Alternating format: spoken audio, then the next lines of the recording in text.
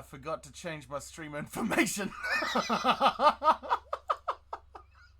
Sure, I'm Nick Soto, and we're gonna go watch a video that I made, and I'm so cool. Yay! Video time! Hooray! And I'm with my cuz, Cherkin Ramen. I don't know that guy. I think he's from Arkansas. Probably Ireland. It's the best state. Ireland. I'm gonna put Tekken 8. Is so doomed. I'm gonna put Tekken 8 as the game that I'm playing, so as that it draws in Tekken fans. Hey, Cuzzy Wuzzy, Yeah. just checking. Do you have audio? Because it looks like your mic is muted. My mic is muted on stream. Well, it looked like it on your soundboard if I was seeing it proper. Maybe I was wrong. No, I don't think it's muted. No, okay. Sounds good. My bad. Okay. I must have seen something different. Oh, okay. Sure thing. Alright, sorry, 2 seconds.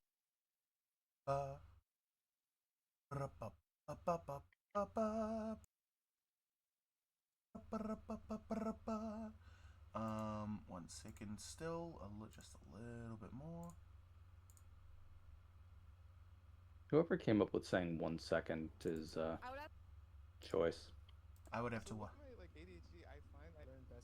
You would have to what? I can hear your desktop, cuz. I like novelty and I like repetition. And Yeah, it's not my desktop, sorry. Oh. Everything is being done on the same browser, so you're just hearing my browser elsewhere right now. Mike. So I'll mute site, but it might happen again. 7. And that'll be good. That'll probably be good. Accept your invite to stream together. Yo, fun! I like how mine isn't saying anything. It's just like, oh wait, there we go. Boop. Hooray! It's asking you to use microphone. I don't. No, I'm not. Do that. I'm not asking you to mute micro. Shush, stream. Shush. A flip. All right, cuz. I'm ready to go. Hey Google. You're ready to go, Google. I'm ready to go, Google. What am I seeing? Is this an ad? This is an ad. My bad. It was paused on an ad. All right, wait, hang on. I'm just gonna turn off the lights and get all cozy. Nani. You know what? I'm gonna get a drink too. I just remembered I was gonna do that. Whoa. Should I grab one of my special zero sugar energy drinks, or is that overkill? Yeah. Go for it. Okay, I've also got a bit of chocolate here. Movie night. It's so nice, Liam, because it's wintertime over here, and I love wintertime because it means that I can bundle up.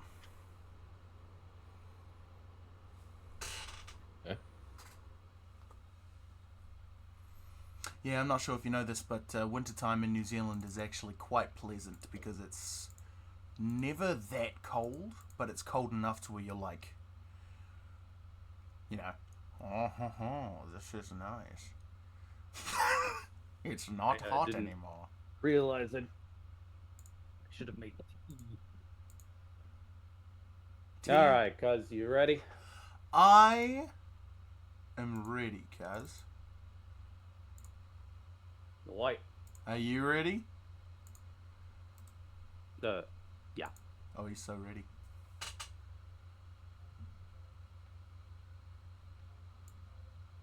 Kia ora, my name's Nick Soto, you can call me Neeks. And there's nothing more familiar to a gamer than abandoning your old best friend because your new best friend just released for $70. As you just saw, I bought Tekken 8. But this ain't my first rodeo. This franchise raised me, man. I have nothing but love for it. How are you doing this? Most of the time. Uh-oh. How are you doing that? The first Tekken game that I ever played was Tekken 4 on the PS2. Now this is the part of the video where all the older people watching go, what a baby! And all the younger people watching go, what the Sigma is this? Regardless of where you started in the franchise, I think we can all agree that Tekken has stood the test of time. It's been one of the fighting game franchises for the past 30 years now. Direct competing likes of Street Fighter, Mortal Kombat, and even heavy hitters like Dissidia. Ah, no, sorry, So cuz. it's You clearly mind done pausing? something right over the years. And what I'm wanting to do here is Yeah, go state for that it. something was there since the beginning. My internet's playing up, check. sorry.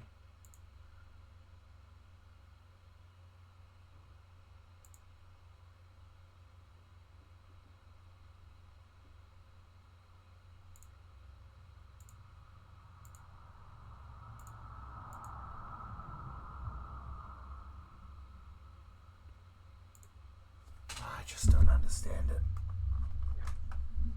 So what we want is me to never say anything ever. Okay, let's hope that this. Think you can handle that, guys? Oh. I'm pretty bad at He died. I'm pretty bad at not talking.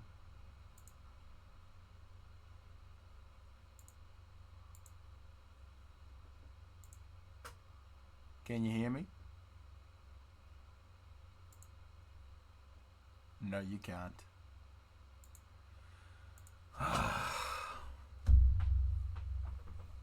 Ross. Alright, well, I am here for an unknown amount of time. You gonna make a cup of tea? And just fill the airwave. Well, actually, that would have been the wiser choice. Instead, a little ball shooting circles while I make a cup of tea. Okay. Alright, cuz, just so you know, my internet is playing up. It's being an idiot. And it's not really letting me have the most seamless experience. So I'm probably gonna be missing some stuff on stream. Okay, so missing stuff on stream being... Like, just the video will freeze now and then catch back up and stuff like that. It's been really dumb. Yeah, sure. That is fine. So just expect you'll disappear sometimes. Mm-hmm.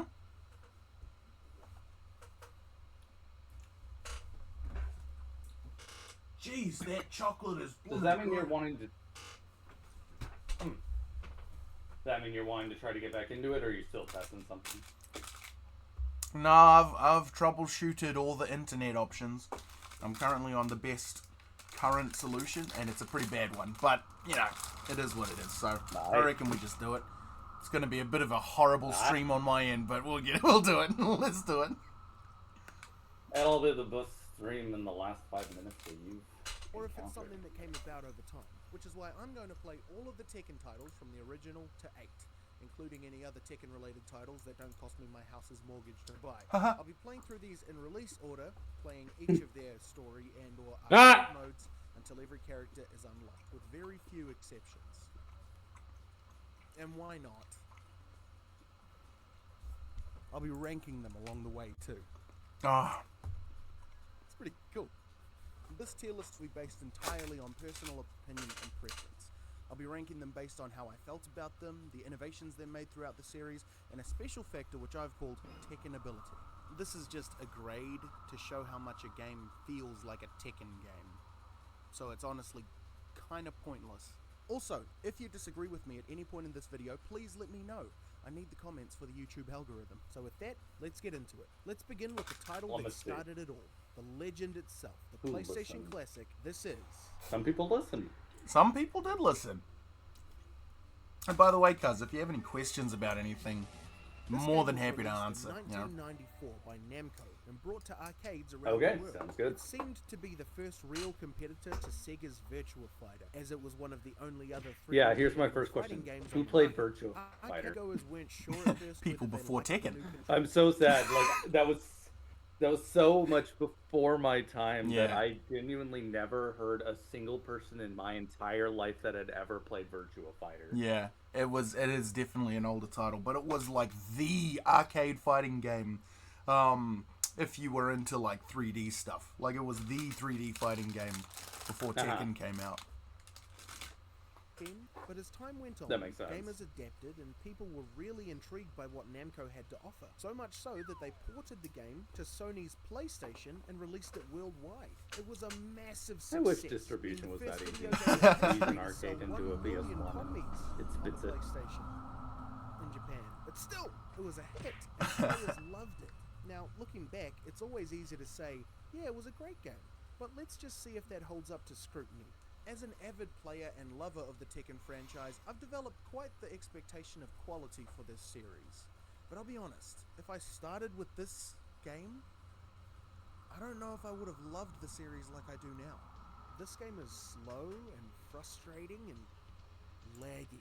Oh man, it's so laggy. There wasn't a single fight that went by where I didn't say something like, "Why does it take me 20 minutes to get back up?" The inputs are so annoying to do. I actually Why does learned pressing something back recently. make me jump? For that matter, why do I jump so high? Every hit Tekken 1 and removes 2 half aren't the health, yet laggy, it it's feels just the so PAL version that's laggy. So my game was laggy, but everyone else in the United States were like, no, this is fine. Oh. Yeah, so that was Oh, that's very interesting. that was a stupid complaint because I didn't look up what the NTSC Well, it's version not a was stupid like. complaint. That's just literally something that you had. Oh no, no one commented it, but I looked it up. Why is it so laggy? That makes sense. Oh, non-impactful. Why does Yoshimitsu look like that? Ugh. He's interesting. But otherwise pretty solid. This game was a revelation at the time. Nobody had seen a control method like this. Each and every face button on the controller is allocated to a different limb. The X button controls your left leg, the circle button controls your right, the square button controls your left arm, and the triangle button controls the right. So next These we need commands the top can to still control be the chained head, together to left and create right to control the extremely arms, and the bottom to control the feet. combos. But it never feels very Tekken VR. good. I understand that I have the knowledge and experience of all the games that have come out since, but still, this just isn't very nice to play. And on top of that, the story is crap. As an avid Tekken fan, I know what's happening here, but for people back in the day, this is all they got in terms of story. There's that smile.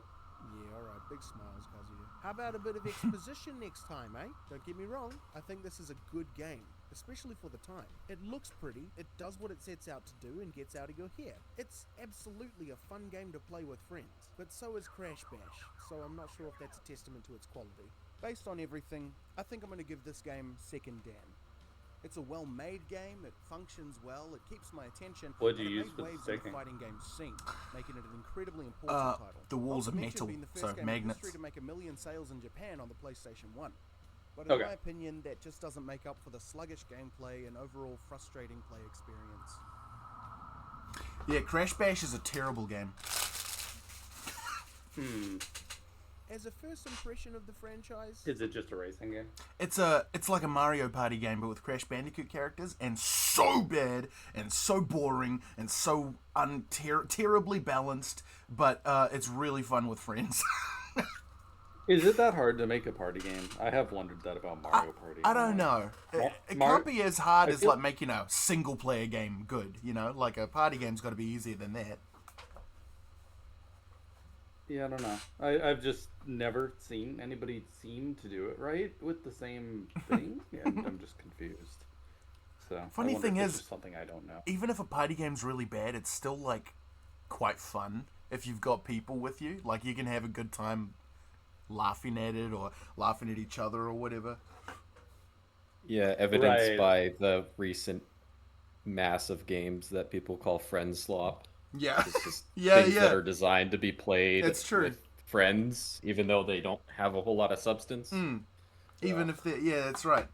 Like, there's still some value there just because you're able to play it with friends, and that gives it, Yeah, it's still fun. yeah. But without friends, it's like, oh, this game sucks. And to be honest, it does suck, even with friends, but you're with friends, so it's it's fun. Right. That's Crash Bash. it's not bad. They handled it well, Okay, and it's fair got enough. obvious potential, but there's so much that can be improved. So, let's see how they went about making those improvements with its success. Alright, Let's cuz. move on to Uncharted territory. They added June, so therefore After the it's better. first title dropped, gamers were frothing at the mouth to get their hands on a new Tekken game. Yes, the Trying to first game remember had when its I stopped problems, but it was watching. still very fun. It was Plus, just the before this 3D one. graphics were fantastic, so people were excited to see where the franchise went next. So, in 1995, Namco went ahead and made it happen.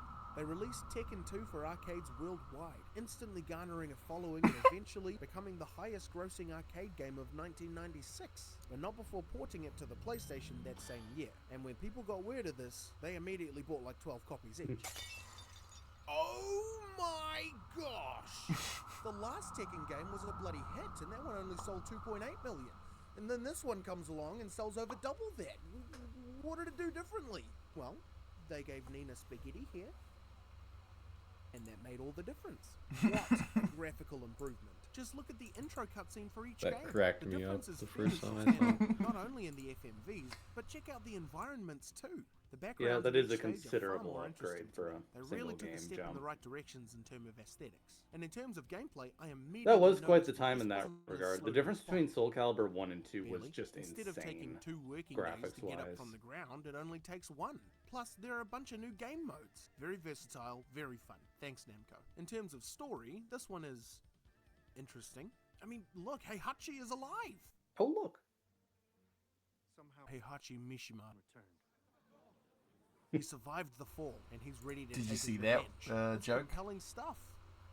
I did. You But did, as far okay. as story progression goes, there's some development. Kazuya's devil form is actually important in this game. Plus, Heihachi actually learns from Kazuya's attempt to kill him and goes one step beyond. He throws Kazuya into a volcano.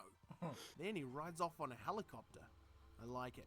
It's a true business owner's mindset. Also, one of my favorite details about this game is that Kazuya, the canonical winner of the previous game, is now the final boss of this one. I just love stuff like that. For the most part, this is an absolute upgrade. A lot of the problems from the last title have been addressed, and you can really tell they tried to fix it. But unfortunately, it's still quite slow to respond. So, was the It's second stupidly one hard in some places also and having comically problems with easy in PAL others. comparatively? Yeah. I feel I have no choice than to put this... These two Were those the only Dan two? as well. Yeah, these two are the only ones.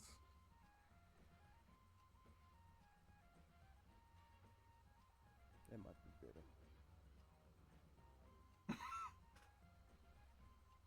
I don't know. I think that's better. Yeah, I'll keep it like that for now. It's a definite improvement over the first game, but not so much that it ranks above it, you know? Yeah. It was better, but it wasn't so much Video better. game sequels are at their best when they shake things up. They should build upon the familiarity of the prior games while also introducing ideas or tweaking existing ones. And while there are some new ideas here, it really didn't leave any lasting identity that I can compare to the previous game, at least from my perspective. But a lack of identity is not something that can be said about the next title on our list. It needs no introduction. Let's take a look at... This is like the most beloved Tekken game of the lot for the fans. Now this is what I'm talking about. 'Cause this was the last is what PS1 Tekken one, looks right? like. This is what Yeah. Tekken feels like. Check out those It looks graphics. so those good for beautiful, PS1. beautiful graphics. A whole Right, new compared to game the first modes. one, it's Oh, and the quite music. quite interesting, the After difference. its run in arcades in '97, it was released on PlayStation in 1998, selling 8.4 million copies. People were eating this up, man. I mean, look at it, wouldn't you? No, thank you. The gameplay in this title is so smooth. It's quick, it's snappy, it's responsive, it flows splendidly. I swear, comparing this game to the prior two is like night and day. And why is that exactly? What makes this game just feel right? Well, to answer that, I'm gonna need to take you on a quick voyage through Tekken's early history.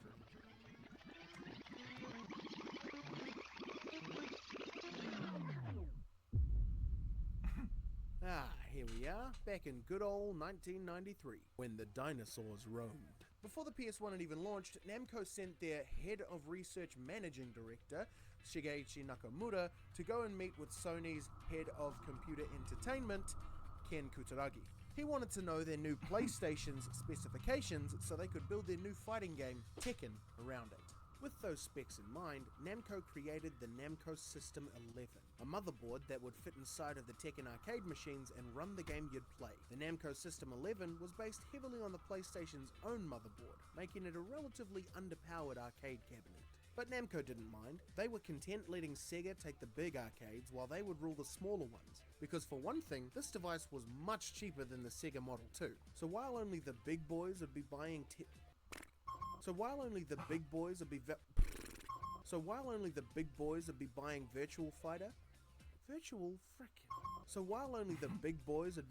Virtual Fighter, almost everywhere else would be purchasing Tekken cabinets. Both Tekken 1 and 2 were developed for this system, which I believe is what makes them feel so similar. But Tekken 3 was not developed for the Namco System 11. By the time Tekken 3 had gotten underway, Namco had just finished upgrading their System 11, and they called that finished product the Namco System 12.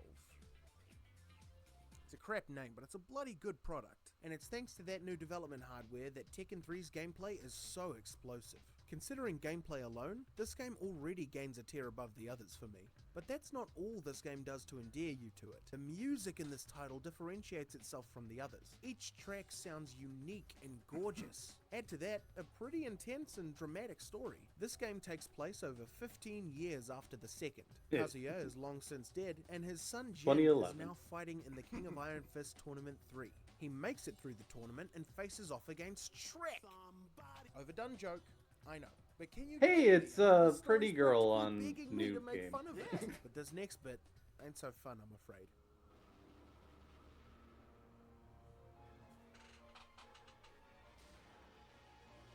He How died. tragic. Not. I assume. Again, these games give no real context. They just show you what happens and let you come up with the rest on your own. I can't reiterate this enough. As a Tekken fan, I know what's going on here, and I know that this is a really cool story. But the games make no effort of telling you what's going on. None of them have. They shove some really good looking FMVs in your face with minimal dialogue and expect you to be satisfied with that. Well, I ain't. What I'm trying to say, But I can't lie to you, I don't think that's going to affect where this ends up, because it's is just... that it's really difficult to piece together the story if you're just, you know, a player. If you just go and play the games and the story in the arcade modes and that, it's really hard Right. to figure out what's going on. So, in this part, I'm Right. basically saying, like, I know that this is a cool story, but how am I supposed to know that? Like this is nothing. I'm just watching little A video genuine clips. question. Did the directors even really know or care what the story was either at the time? Funny enough, Katsuhiro Harada, is that his name? He's the director of Tekken. He is infamous for not caring about what happens in the story. Well, there you go. Yeah. The It the just- rest of the developers it was up to them to make the story happen, and he'd just go, wouldn't it be great if we had like a velociraptor with boxing gloves? Let's do that. Right. No, trust me, I get that. That's the, hey, he has ideas, but we really don't care. We just think, oh, this sounds cool, so Yeah. just ship it. Yeah. That's him. Yeah. But the story is still good though, Sounds because the about right. developers love it. You know, they love the story, but they really do have to Uh-huh. work around him more than him helping them. It's funny. Right. Gotcha. Such a good game.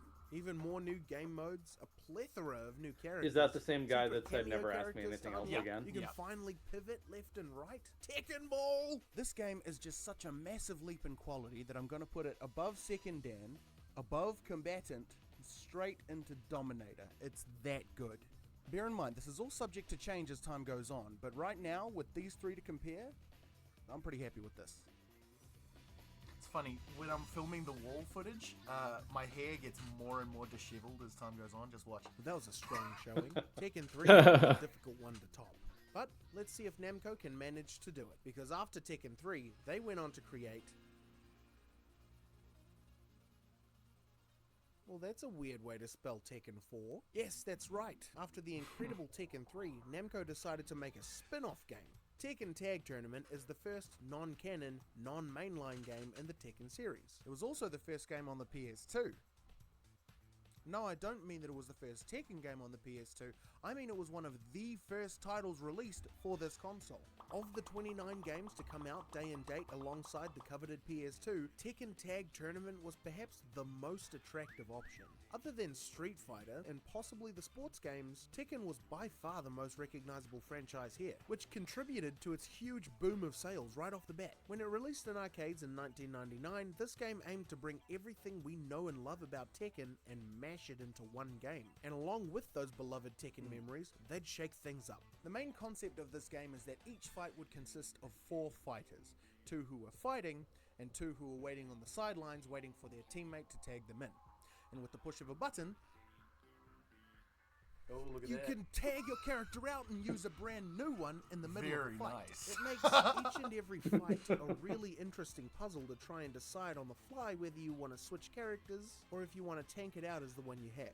But the risk there is, if you get KO'd as either fighter, you lose the round entirely. And when you tag one in, the other will gradually refill their health bar. Yeah, while I they always sit liked out. that mechanic. So it honestly adds a whole lot to the Is that in game. Soul Calibur? The arcade mode is more of the same. Fight I fights have and played battles, games with it, I don't defeat more remember and beat which Ghost ones, Werewolf honestly. Lady at the end. But I think now, Soul Calibur there's a does, new it's just mechanic slower. introduced to the arcade mode. In the past 3 games, every time you choose arcade mode, you'd choose a character and that'd be it. But this time, if you're defeated, you're taken back to the character select screen and must choose your character again. Then you'll be spat back into the fight you lost with those new characters. It's a change that really pleases the filthy casual within me. We also have a new game mode, Team Battle, where you choose however many characters, I chose 8, and fight until either your team or the opponent's team is defeated. Fun! I'll never play it again, but fun! There's also 1v1 mode, where you can experience the typical Tekken gameplay if you so choose. It really feels like they added something for everyone in this game. All the legacy characters are back from all of the series in this one game. There's a brand new gameplay mechanic to play around with, and the older style gameplay is available for those who want that. And on top of it all, it's just stunning to look at. When this game was released on the PlayStation 2, the graphics were literally next gen.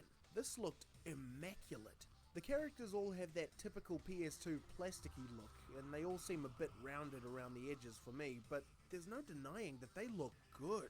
Something else that I noticed is that the backgrounds of the stages now have inhabitants. Teens at this school watching and cheering, island locals just getting on with their day. These are the details I love in a game. The music sounds awesome, the controls are responsive. I don't know what else to say. It's a huge improvement over the last game and has its own identity with its own interesting and unique mechanics. It's a very, very good game. But there is one issue.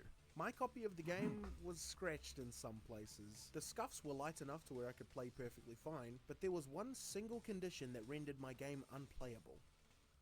Heihachi Mishima. Whenever this guy so much as glanced at my screen, my game would freeze. If I select him on the character select screen, that's a system restart. If I encountered him during arcade mode, no more game for me, I guess. Even if the demo gameplay featured Heihachi, my game would just give up. And I'm not going to let that dictate how I feel True about story. this game, but it does mean that I didn't get to finish the arcade mode, play all the game modes, and experience the full offering that this game has for me. All because that stupid face just couldn't help but pop up on my screen. It's a bloody fantastic game. Far better than the last one, I reckon. Which is why it's going to go in Tekken It's the second Emperor. time by my count. And just imagine how that I'd feel about Heihachi the game has if I ruined actually the got to go Tekken game he's bowling. in. This could have been me.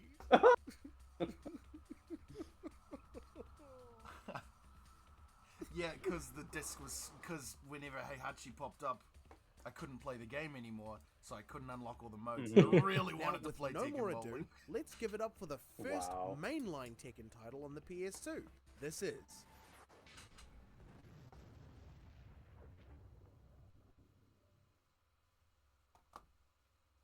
This game has no right being this cool. Now, when I first played this game, I understand that I was at the age range where games like Jak 2, GTA, and this game were perfectly appealing to me. But still, before the turn of the millennium, gaming had a certain image. It was a children's pastime, and video game companies were desperately trying to keep appealing to the crowd which grew up with them. See, at this point, those who were playing the first Tekken game when they were little are now coming into their teenage years. And those who were playing the first Tekken when they were teenagers are now full-on adults. So Namco, and practically every other gaming company, decided that they had to shift gears. They would make their games darker and angstier, more gritty and realistic. That way, adults would feel less childish playing their games, and kids would think it's cool because all the teenagers would be playing them. It was a phenomenon that swept up the gaming landscape in its wings and caused schisms within fan bases about how games used to be and how they are now. Which is better? Should it go back to how it was, or should it stay on this course? And that is the era that Tekken 4 was developed in. Which brings me back to my original point about this game.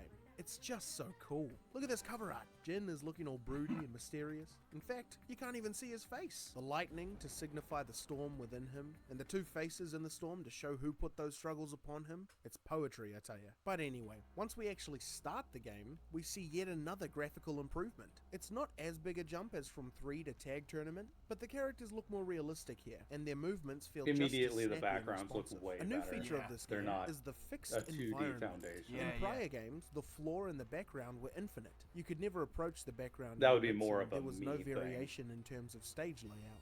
But this game decides to shift that up massively. Check it out! You can move around the stage and actually meet a wall. Instead of slowly backing up into nothing forever, there's actually stuff here which you can explore. Take this beach stage for example. You have trees, advertisements, people, water, and That was one of my you can favorite approach parts and of Dead even or touch. Alive, You like can now almost fight bar in none. ankle-deep Just water. You it can knock out incorporated innocent the bystanders. environment so You much can use more. the walls to pin your opponents That was and my combo biggest, them literally forever. You can it even called? destroy some parts of the My stage. biggest compliment to On Tao top of Feng. that, there's now do uneven the same ground on thing. some of the stages, which shift up how you have to mhm. play. If you're lying on the ground What's Tao Feng? Tao Feng, it's one of the games that I played recently-ish on stream. It's just a random game from my childhood. Fighting game. Not great, not bad, but the best thing Was about that it the, was that it was uh, like an open arena and you could go anywhere and there's walls and pillars and stuff, using it to your advantage. Was that the like a what was the Mantis style or something? Yep, there was the Mantis style and the Okay, Lotus style okay. or whatever. Yeah, level, gotcha. your I saw you opponent playing really that a has bit. to try hard to hit. Pretty you. good. It's a welcome new change that shifts remember the that stream. dynamic of the fight a whole lot. And when you win a fight, you're rewarded with some brand spanking new adaptive music, baby. Listen. How cool is that? First time in the... Wait, what? Kazuya Mishima. Kazuya is alive?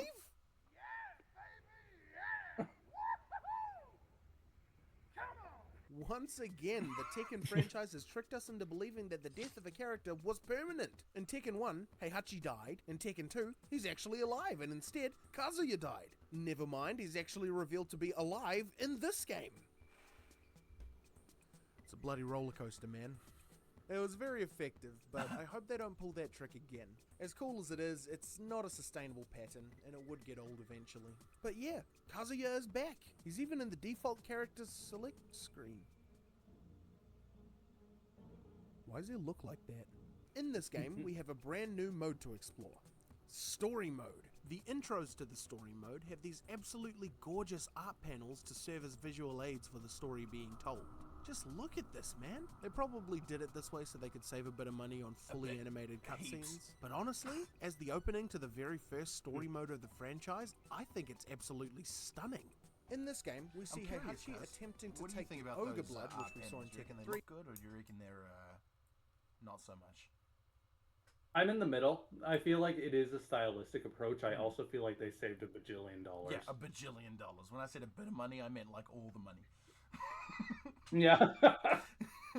So yeah, no matter what, my brain's gonna see it as like, oh, we're just saving money on Right, this one. right. But I don't necessarily think it's the worst thing. It's the series didn't have a lot before this, and this is similar to how Soul Calibur handled it at the time. This is similar to how other games handled it.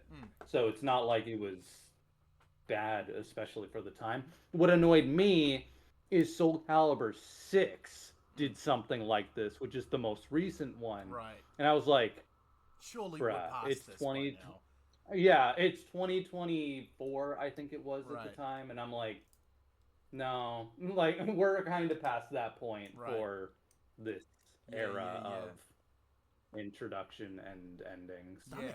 In Yeah, this if game, you ever we see that Heihachi- now, then there's something. Yeah, that's true. It's like there's something wrong. Unless it's like It really was just- high effort, you know, and like a lot Well- of different stills.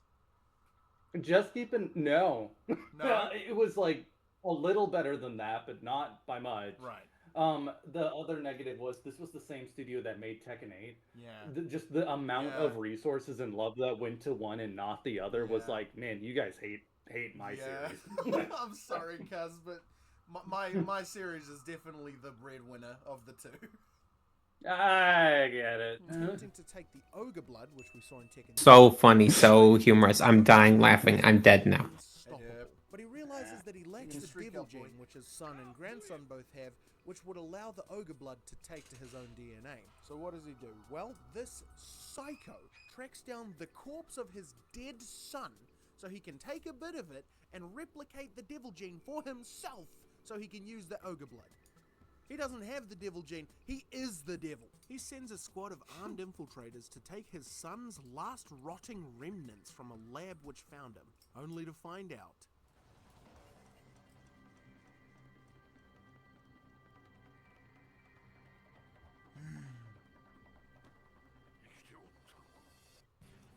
shivers, dude. Yeah, I can't Absolute turn it up shivers. much, but While this sorry. is all happening, Jin Kazama is training relentlessly in Brisbane to unlearn the Mishima fighting style. Brisbane. Jin Kazama is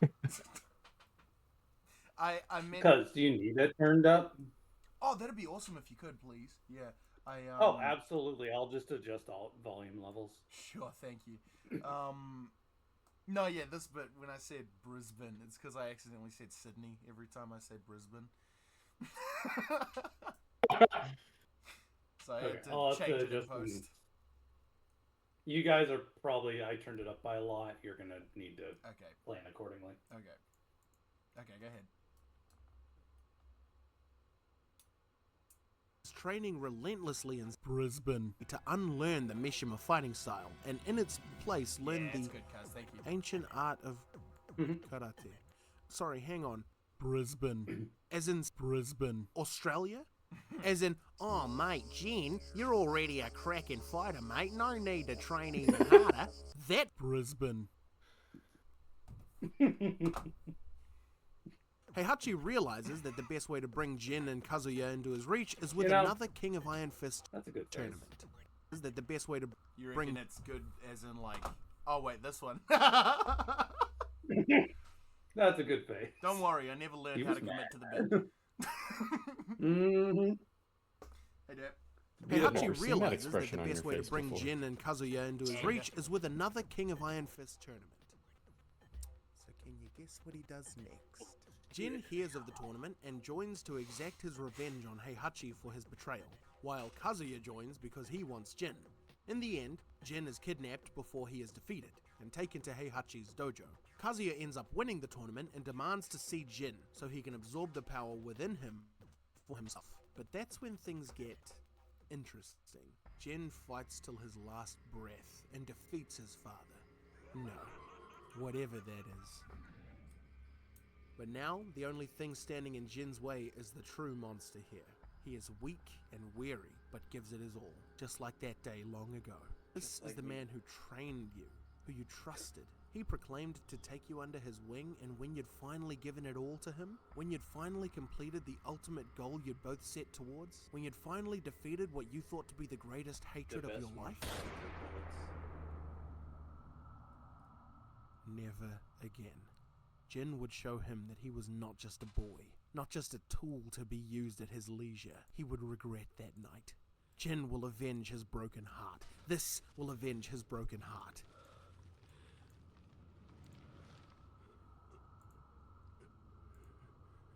But is this what his mother would have wanted? There she is. Hi, Mom. That's it. That's the waifu.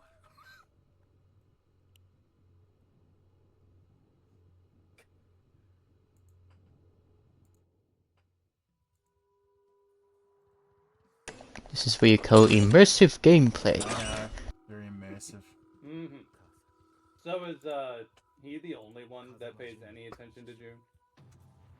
Well, she died in the third one, and the whole No, I reason know, he's I here know, is but- because of that. And yeah, everyone else is. No one else really has any kind of connection to her other than Kazuya. Kazuya and Heihachi are just kind of like, let's kill everybody, and The so. story of this game is moving He's in the a way only one that I that's never thought a actually- fighting Yeah, game he's could. the only one that's Its like fighting controls for are a very reason smooth, that's its aesthetics and I style guess, are unmatched, and its music not evil differentiates inherently. itself from the other titles. And even without Tag Tournament's gimmick, it still feels unique in its gameplay, given the uneven floors, destructible environments, and Thanks, Jeb. utilizable walls. All that in a cup full of nostalgia, and this game becomes the first Lord of Destruction. I'm glad on the you list acknowledged today. the cup full of nostalgia. Yeah, absolutely. I can't not. So it does bring up Australia, so Leave it. All right.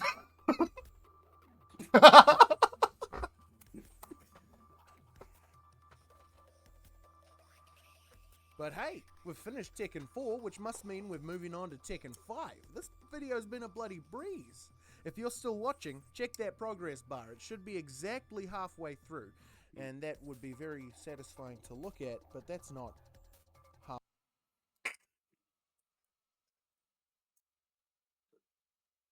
I'm nervous because what happened? Just look, just play it. I don't need to. I see how this went. Way. We've done 4 Tekken games. There are 8 That's in a total, third of the way. 10 It's plus not tag even a tournaments, third. So this should be the halfway point. Why are we not even halfway through? What Then, kind of drivel do I have to be talking about for us not even to be halfway through yet?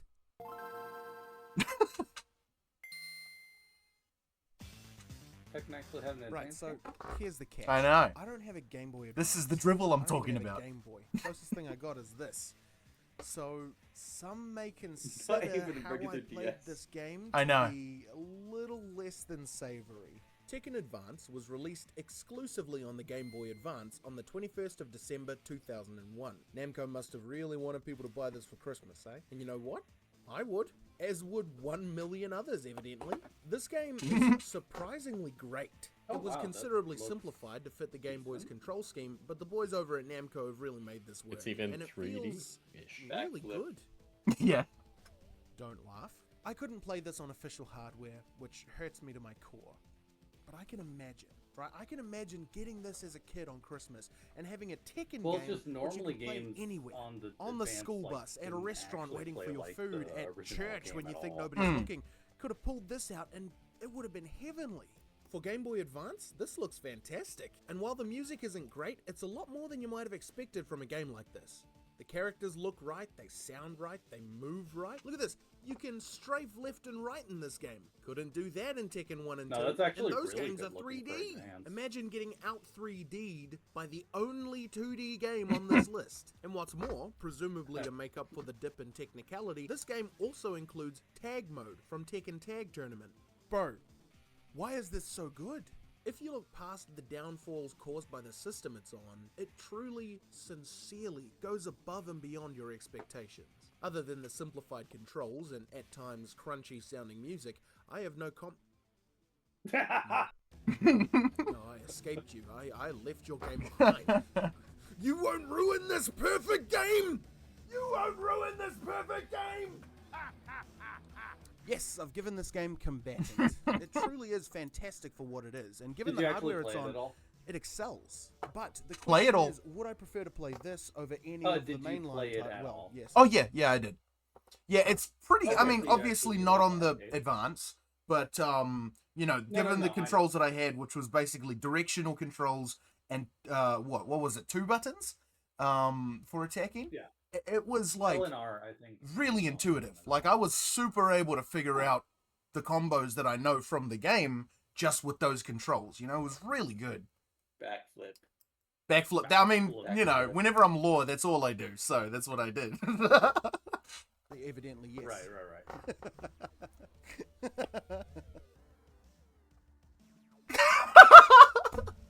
All right, now we can move on to the mainline stuff once again. So Hey, what happened with the technability? That's worse than any of the other games.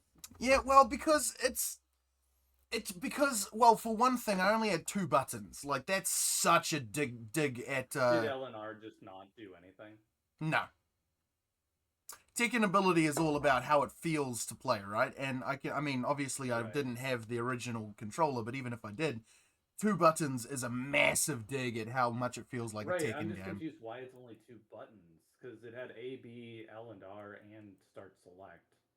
Oh, but So I'm just surprised it didn't do anything Right. with select L The- or R. That the would be L and R button I remember were the change character in the tag mode. No, I don't remember it being part of the that's actual. terrible. Yeah, I don't remember it Okay. being part of the actual moveset.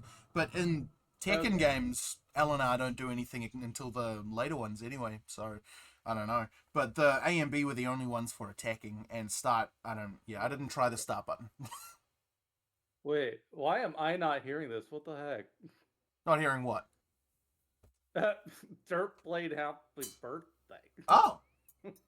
Well, happy birthday, Kaz. It's birthday. your birthday today.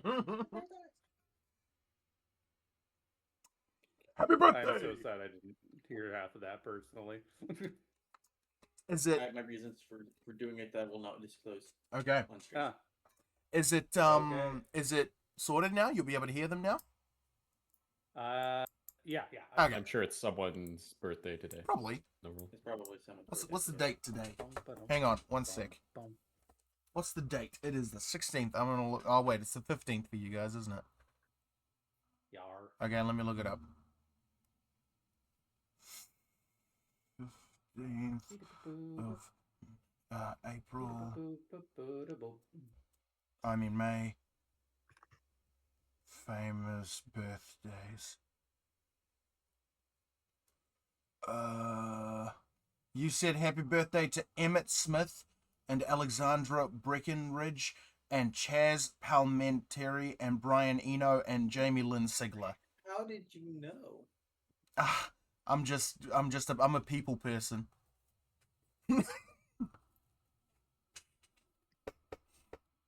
I remember people's birthdays. I'm good like that. Did you know, Derp, that I didn't actually do the ones you did last stream, so I get to do 40, and it sucks. No, awesome. Derp. No. Wait, are you doing? Oh, you're doing push-ups. Oh no. Yeah. That's all good. Why is everybody... We've got a family group chat, right, my Fano? And just everyone's in the group chat on an audio call at the moment. I don't know why. Delightful. Family will do that sometimes as well. My family never does that. That's why it's weird. They knew you were streaming and want to leave you out. Yeah. They were like, perfect timing. Come on. Finally, no more Neek the Freak.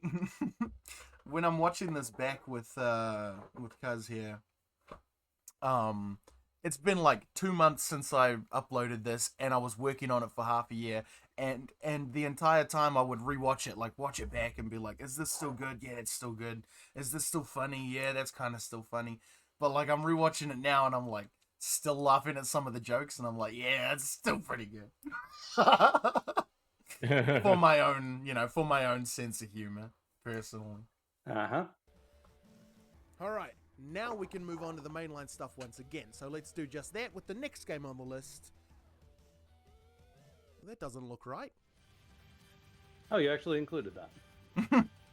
There it is. Yes, all right, I know this ain't a Tekken game. But look, there's a Tekken right there. Right there. I won't spend too long on this for obvious The reasons, Tekken. but let me give you a very brief overview. Soul Calibur is another fighting game series that utilizes weaponry in its combat. Each fighter uses some kind of weapon to fight, giving this game very diverse and very fun. Why, though? Why what? What, just because Soul Calibur is there, now I have to shut up? Are you kidding me? Not because of that. I just wanted to get your other stuff sorted first. Mm-hmm. Wait, so how long do you gotta shut up them for? That's a good question. 5 minutes. Oh, 5 minutes. That's as long as... Soul Calibur. That's longer than this game had a single minute. Hey, cuz, I'm actually curious.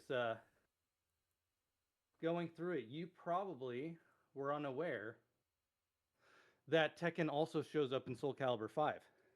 I didn't know that. Woohoo! So, it's extremely niche. Also, I don't know if you're gonna bring up Mitsurugi. You probably do. But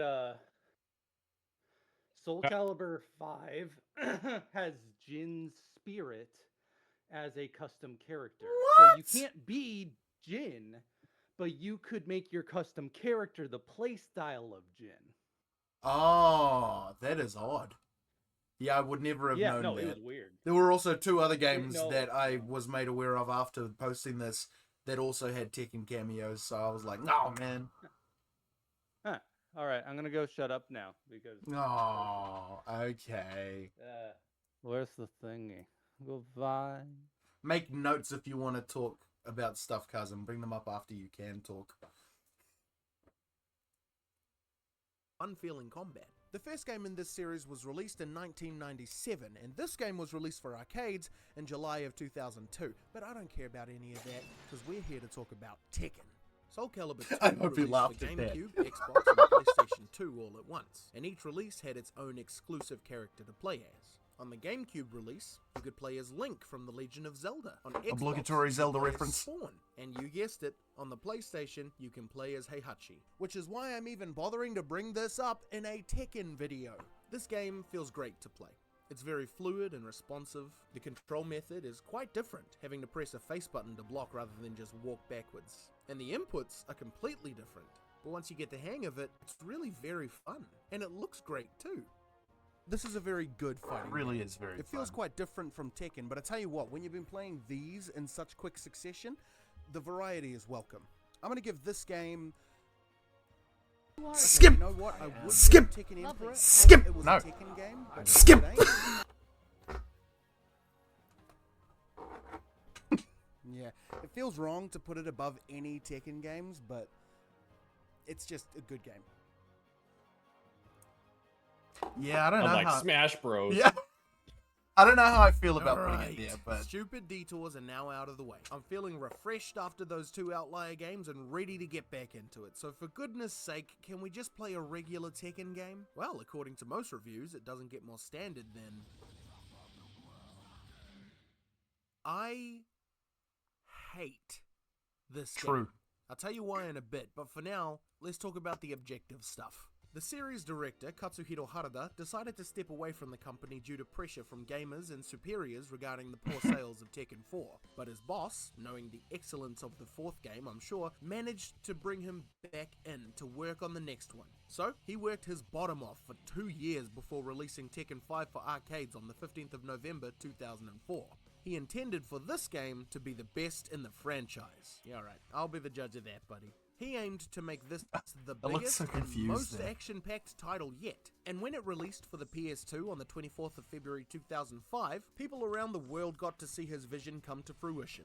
This game is huge. The roster is almost 10 slots larger. And you know what more characters means, don't you? More story modes!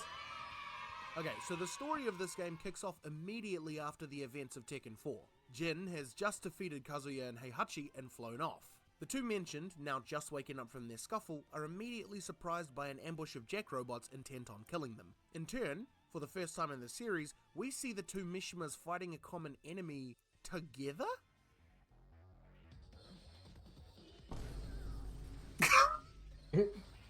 Dumbass.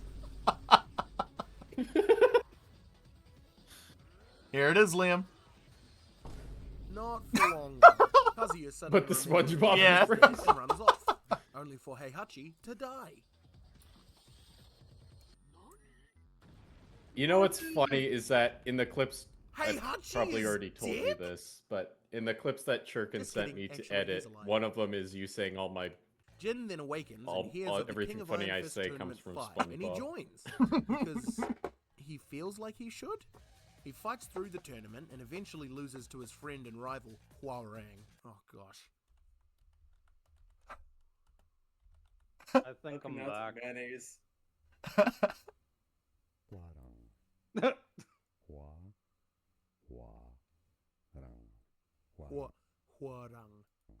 Hwoarang. Alright. He fights through the tournament and eventually loses to his friend and rival Hwoarang. Nailed it. And transforms into his devil form Hey, out of PTX. pure anger. He then goes on to meet the one behind the Mishima Zaibatsu and the one who started the King of Iron Fist Tournament 5. He has a Jinpachi. mustache like Mishima's His hair. grandfather. Yeah. Oh. A lot of the poetic justice and subtle nuances of the last game are kind of going out the window. Honestly, Jin's whole motivation for joining the tourney is kind of lame.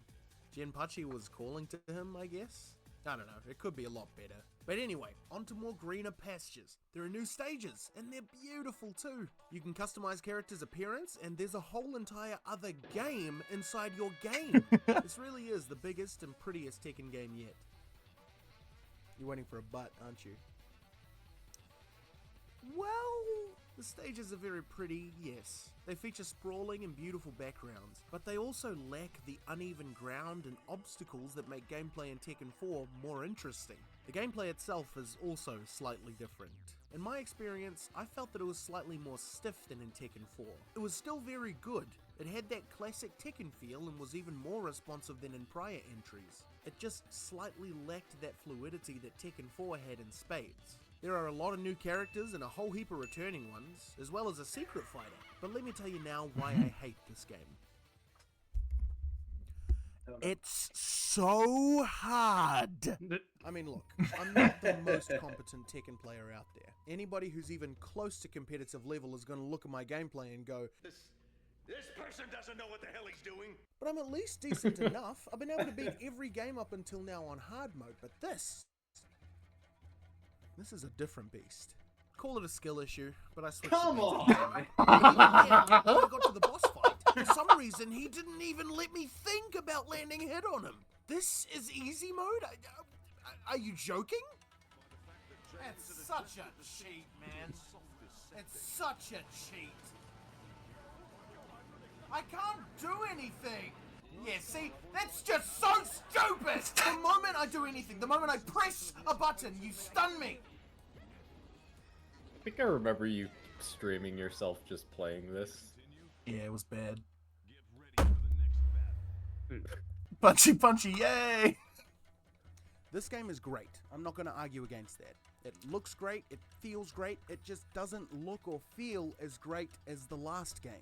That game had interactable environments that made combat far more interesting, and Tekken 5 got rid of that. Tekken 4 had fluid combat that felt great to play, and Tekken 5 just doesn't feel as good, as fluid. On top of that, the story felt uncompelling to me. The new additions are nice, but honestly, customizable outfits in a subpar action puzzle game don't make up the difference for me. However, it also comes with Tekken 1, 2, and 3's arcade mode. That's 4 games for the price of 1. That's a bloody great deal. I just can't ignore that. In all, it's a very good game. One of the best so far. I just absolutely hate it and will never return to it. What's up, guys? Also, it's just heating stuff up in the microwave. So. Looks like he's muted. Yeah, no. I had a bunch of stuff in the subtitles Aw. just because I was having I fun tried while that a writing while them. ago. That's dope. But Sorry, Kaz, what were you saying? oh, I said something on several things a while ago, but apparently I stayed muted. Oh. I had muted. I was wrong. Well, what were you saying this time? So with the arcade mode, Right. was that It- did they just do it with the enhanced graphics and then they? No, it was just the original games. Like, it was the original graphics with a Oh, weird. better frame rate or whatever. And it was literally just, you'd click on it and then it would take you to the character select screen of those games, choose a character, and then play through arcade mode with that character. Wow. Yeah, it's extremely good. Like, just having 3 extra games in your game. Right. Unfortunately, it'd be even cooler if you could do the multiplayer of those old ones. But Oh, yeah, yeah, that's no. still really interesting. Yeah. Pretty cool, though. Yeah. Imagine just being able to play Subspace Anyway, randomly on. I need a Smash. break. Yeah. Jinpachi Ultimate. has so poisoned my Tekken reviewing mind that I just want to play anything other than Tekken right now. No hope of that while making this video, though. What's next on the list, anyway?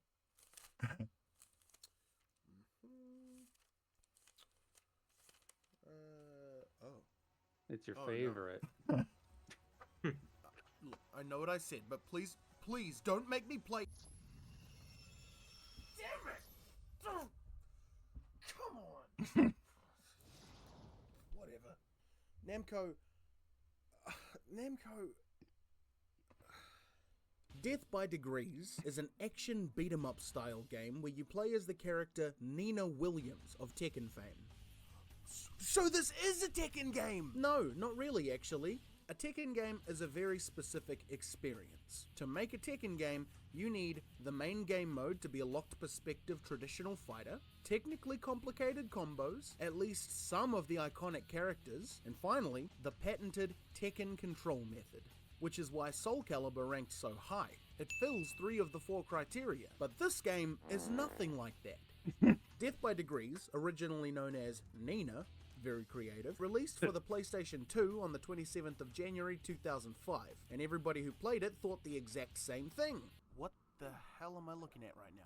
This game received middling reviews when it came out, and I say, fair enough. This game is truly a game. It looks about as good as any later PS2 game, and its control method is interesting, I'll give you that. When you play this game, you must move Nina around with the left analog stick, and you have to attack with the right analog stick. These buttons are basically just for show now, so that makes the combat pretty fresh in my opinion. For the first 5 minutes, because once you get used to it, you're just flicking the stick around to get everyone off your back. But in all, it works. It reminds me a lot of the Tekken Force mode in Tekken 3 and 4, and Devil Within mode from Tekken 5. But the controls are a whole lot simpler. You pick it up pretty quickly. You can dodge stuff with the left stick, pick up weapons and use them to fight. The camera controls are pretty sucky, but as an avid video game player, I can adapt to many scuffed control schemes. I have an N64 for goodness sake. And now for the story. Nina Williams has been hired by the CIA and MI6 to join a team that is attempting to infiltrate Comita, a notorious criminal organization. Skip! Yeah, skip! Fair enough. Skip! Skip! I'm kidding. The story's fine. It's just nothing special. Now this game, I actually didn't finish. I managed to beat the first boss, which overall took me about 2.5 hours. And at that point, I realized that this video is not about Death by Degrees. I'm literally only mentioning this game because it exists and nobody knows. Plus, when else am I ever going to be able to talk about my copy of Death by Degrees? So, since this game is barely even trying ever going to be able to talk about my copy of Death by Degrees. You did, though. Since this game is barely even trying to act like a Tekken game, I ignored my rules set at the beginning of this video, and I stopped playing. I'll be playing all of the arcade modes and or story modes until I've unlocked every character, or until I've finished the story. So that was a lie. Now this may seem like a cop-out, That was a lie. which it is, but the thing is, I got permission from a friend who watched me play most of it. I asked him if I should play the entire game, which he promptly responded with yes, no hesitation. But after 2 hours of watching me slog through this game, I asked him if I could stop. And he said, and I quote, "The only way I'm going to take it back is if, in your video, you specifically say, this guy was the reason I had to play it. He watched a good chunk of the game with me, and at that point he said, bro, you good? You can move on."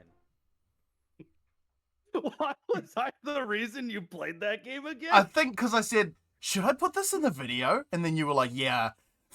Probably because it's a Tekken game. Yeah. I guess. I mean, you convinced me, I but can come up with. I already was like teetering, you know, like, should I, shouldn't I? Yeah, okay.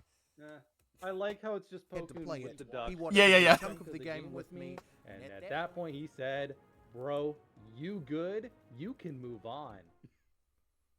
I believe I've satisfied my end of the deal. So now, on to the ranking. This game is not awful. It's totally inoffensive, in fact. It's pretty lascivious, it has terrible camera controls, but otherwise, it's a pretty average game. However, as a Tekken game, this game sucks! If this were a tier list of games in general, this game would go right in the middle here, but since it's a Tekken list... Little fart. Yeah, this game sucks! Editor, huh?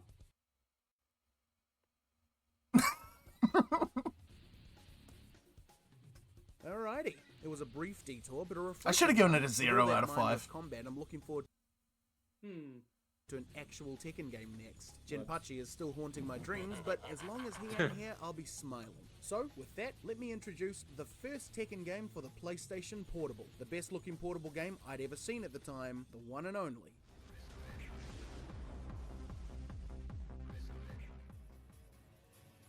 This game was released in arcades and on PSP in December of 2005 as something of an update to Tekken 5.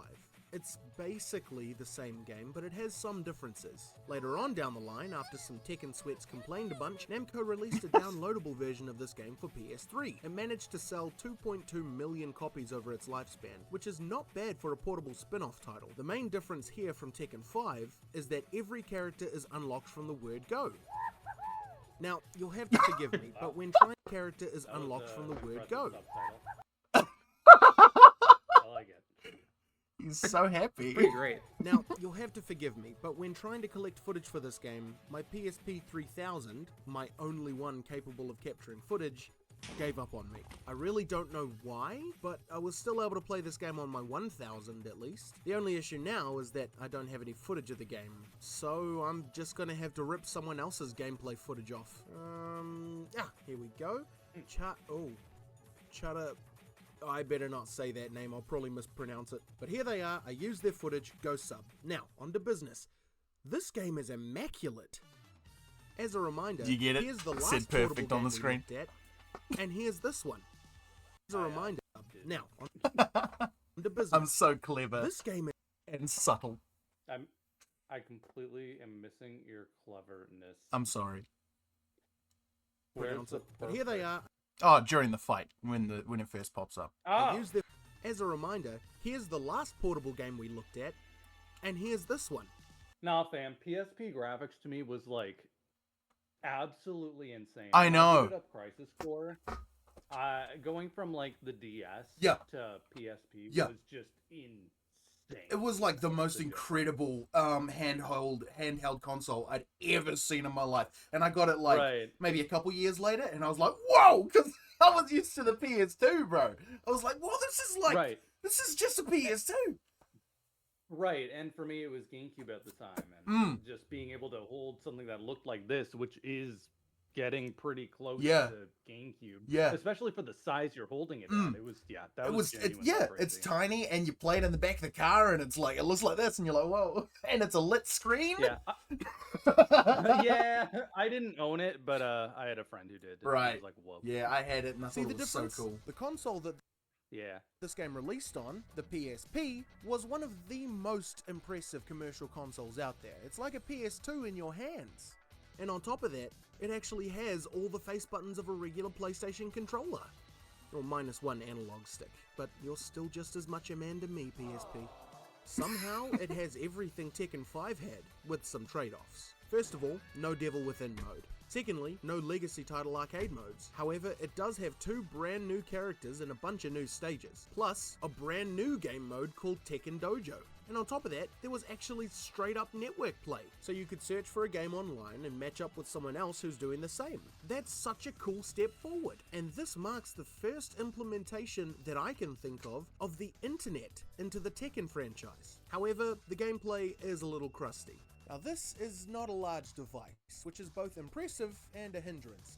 Impressive because it's incredible that everything runs so well on this despite its size, and it's a hindrance because it's not the most comfortable play experience. It provides everything you need from a controller, but its buttons are a little too close together. My tiny fingers were very helpful in this instance. Yeah, I got big sausage fingers. Look at those things. Yeah, nah, it'd be much harder for you. I have very tiny hands. I'll be right back. Yeah. No, yeah, it's still good though. Like for the fact that it's so small and a little bit cramped, it's still very good. Like I wasn't uncomfortable playing it. You know what I mean?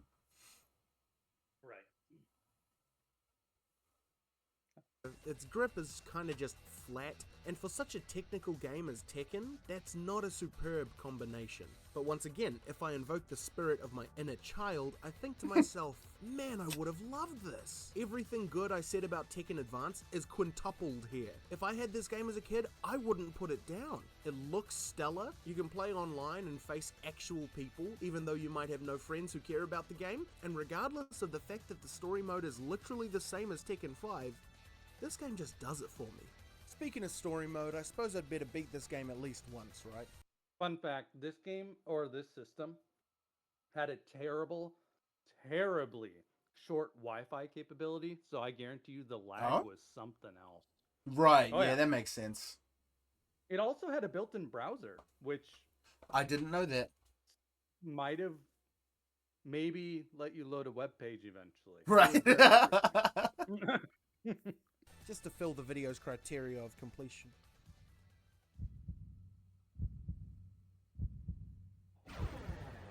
There he is.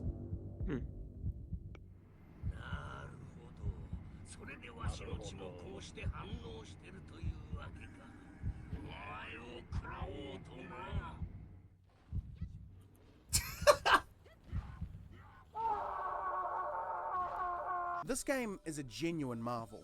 The fact that it works as well as it does in and of itself is astonishing, but there are some things that make it less than perfect, and that does hurt it a wee bit. However, considering this is a portable game and a legitimate Tekken title that stands toe-to-toe with the rest of them, I feel I have no choice but to give it Tekken Emperor. It's so good. I was very impressed with this game. Also, I've just made the executive decision. I'm gonna change these back. I feel like it just looks a bit better. Yeah, I reckon that's better.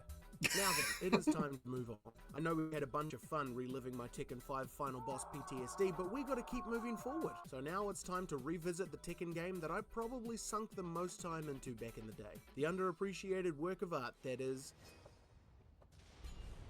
No. Do you mention the PSP port of this one? On the 26th of November No, 2007, this game was released for arcades utilizing. Dag nabbit, man. I know, I should have. My intro to the Tekken franchise, technically. I didn't even think about it. I've got it. I did actually think about it when preparing for the video, but then thought, it's just going to be like worse Tekken 6, surely. And I booted it up, and there's not a whole lot different about it. And I thought, no, there's whatever. not. Probably is my guess, but yeah. I know. I Technically, should have my at Tekken least mentioned it during this segment, and it had a PSP release, something like that. You know, just anything. Yeah. The thing that confused, or actually, I just have no idea what my first Tekken was because it was a arcade cabinet and I hated it. Right. But it was like 3, 4, or 5, and I have no idea which one. I'm gonna guess 4. Based on the awesome power of the Probably. PlayStation 3, this system promised beautiful graphics with smooth gameplay. I at know 60 one FPS. version of King was in After it, its but that run in didn't matter arcades, much. Namco decided that they weren't done with this game yet. So, after making even more improvements, they released an updated version of the game titled Tekken 6 Blood Rebellion. How edgy. That must mean you... Or very. The home console release was in fact a port of Blood Rebellion, simply titled Tekken 6, which didn't confuse me and make me have to restart my research, no siree. So, on the 27th of October 2009, this game finally released for the PlayStation 3, and what the hell are you doing here? Get out! This is a Tekken video, it has nothing to do with you, get out! So, I guess Tekken has been released on Xbox consoles now? You're still not welcome here! It's not the strangest thing that's happened. I mean, Tekken Advance exists, for goodness sake. But for some reason, this just feels wrong. But regardless of which console you play this on, it's gorgeous. Upon beginning the game, you can immediately I tell love that the this is music in next this game. gen. Look at that bird! It's a bloody nice bird. This game's graphics just blew me away right off the bat. To be fair, these graphics was part of the reason I thought the game was pretty dang neat. The opening, I assume they would have used the same opening for the PSV version. Yeah, and the yeah. console It's so version. good, eh? So they just technically downscaled it. So it was just like, whoa. Yeah. So good, Such man. an HD cutscene for it again. Yeah. So. But that's to be expected. I mean, every game since bloody Tekken 3 has had an increase in graphics, so We're just gonna have to see what else. Also, this game... fun fact. So obviously, I used to pirate like a lot, and the PSP was funny because even while it was still in its own life cycle, pirating for the PSP became super easy. Yeah. Like really, really easy. Yeah. So I was playing that game like, I don't know. Like For- a year after I it had, came out. like something, yeah. It was kind of funny, which is funny even more because it all the more confirmed to me I didn't want to play it.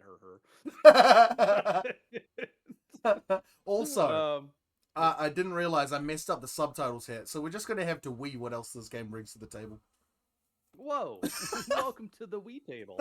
brings to the table. As you proceed into the game's menu, Whoops. you see... What's this? Scenario campaign. Sounds interesting. Let's take a look.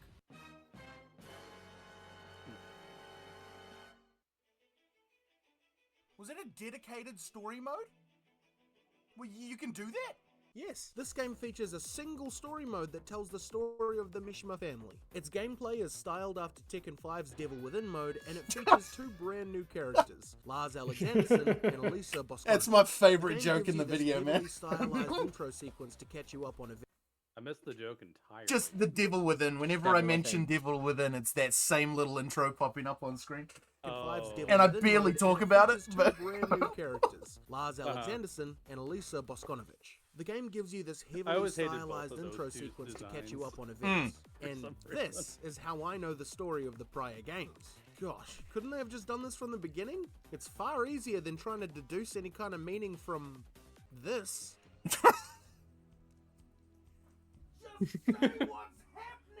Anyway, Lars is part of Tekken Force, a privatized military force that operates specifically under the Mishima Zaibatsu. However, under the new rule of Jin Kazama, the most recent winner of the King of Iron Fist tournament and in turn the head of the Zaibatsu, Tekken Force is being used for great evil. Jin starts a new world war on everyone. Lars, one of Tekken Force's commanders, heads a rebellion against Jin and leads them to defection. On the I missed something major in the storyline. I thought you said he was all like chill and happy, or like. well, his pleased, and motivation felt to like join the tournament in the beginning was purely for revenge against, the killer of his mother. So it wasn't like a super Right. evil motivation. In Tekken 5, Right. he was kind of like lured into the tournament with some kind of psychic calling from his great grandfather, right? So whatever. And this one, it opens with him starting World War III. We don't know why yet. Oh, We don't know why yet. way, he loses his memory with a bonk to the head and meets this robot chick. Later, he finds out that he's Heihachi Mishima's son. Namco, do you really expect people to sit through 5 hours of this gameplay to find out that there's a new member of the Mishima? I can't believe that you would hide such a huge revelation behind this much.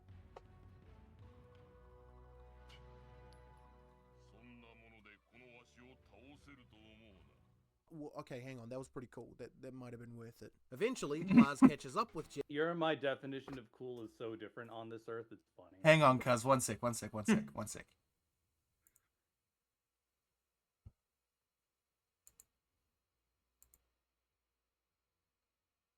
You couldn't Okay, we're good. cool in this.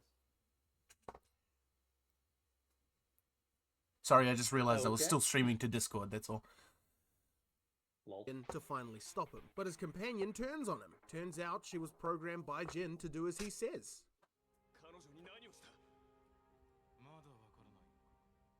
Hi, Baka.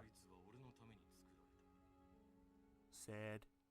But now, the end of the game. Kazuya gives Lars a quick welcome to the family fistfight and leaves him to I finally can't even confront imagine Jin. Lars as This part is of the it. same family. This is what it's Yeah. all been leading up He's to. a bastard. At the end, his father he's left. been doing this whole I war don't know thing. what it is, was but the all hair to always draw out an reminds me ancient of somebody and who powerful woke up being and decided called to wear Azazel. Yeah, Jin planned I can't be to bothered. lure out Azazel, utilizing negative energies that might be caused by, say, a war? He planned to kill it with his devil powers, hoping that he himself would also die in the So did clash, you get that, cuz? ridding the world once and for all of the Nope, devil gene. completely missed it. He So, planned okay. all to draw out to. At the end, finally confront Okay, there we Jin. are. This is it. This is what it's all been leading up to.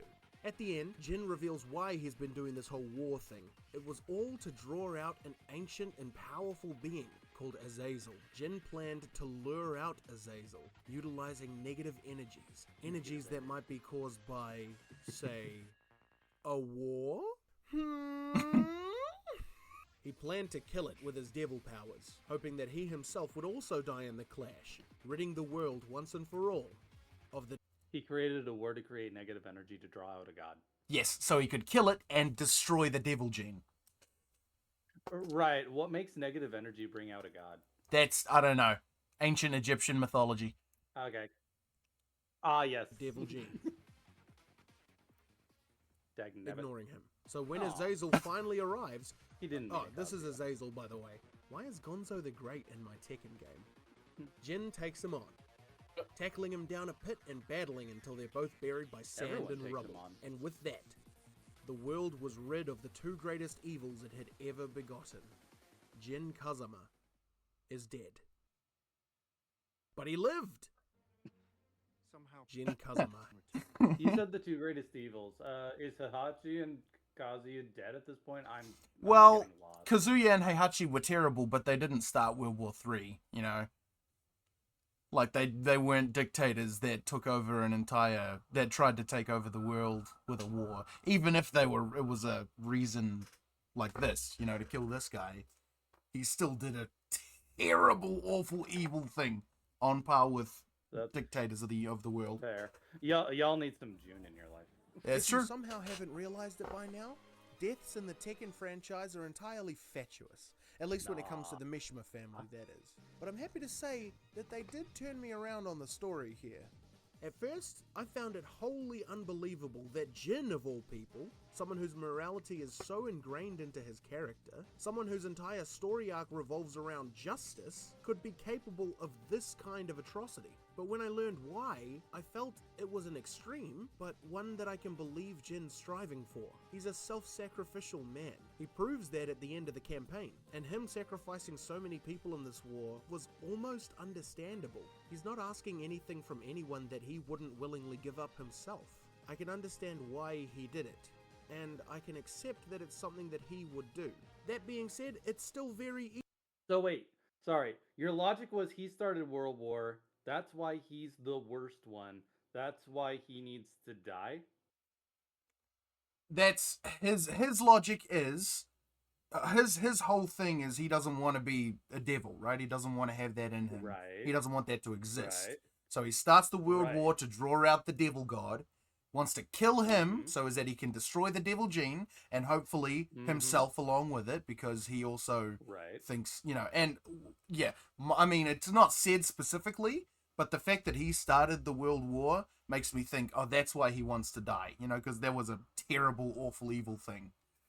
That's what I was Right, thinking. but I mean, he started it to kill himself in the first place. He started it to kill the devil. Yeah. Yes. But then that still confuses me because it's like he's not destroying anything other than he's like the only thing that can fight the other two people with the devil gene, so that just lets them run rampant. Right. Isn't that just a I think stupid idea? he was hoping that it would kill or at least get rid of the devil in Kazuya as well, and then everyone's just human, you know? I think that's what his goal was. Again, it's not super fleshed out. It's very last minute thrown together. Mr. Harada, what do we He's now do? added I to don't the know, list World of War III? Kazuma/Mishima family. Yeah. Hey. Hang on, reverse it a I little like bit, how one of them cuz. is Ruined Tekken 5. Yeah. members who are terrible. The only one exempt from that list is friggin' Lars. And we just found out that he's one of them. But even though I've come to accept that part of his character, and I really quite like the story aspect of it, I just hate the scenario campaign in this game. It's so unfun and I'm never touching it again. Alright, if you skipped your way here, welcome back. Basically, the story was great, but the gameplay was bad. So now let's move on to the Oh, main great is game. an overstatement, First but whatever. off, the visuals are amazing. You could take a screenshot from any moment during the combat and it would be desktop wallpaper material. And the Another combat was overstatement. so punchy. It feels fantastic. Yeah, this looks like it would be early 360 life cycle, right? I think it's mid PS3 360 life cycle. Think so? I think gonna so. Take a quick. Yeah, take a better quick back that look. up. Uh,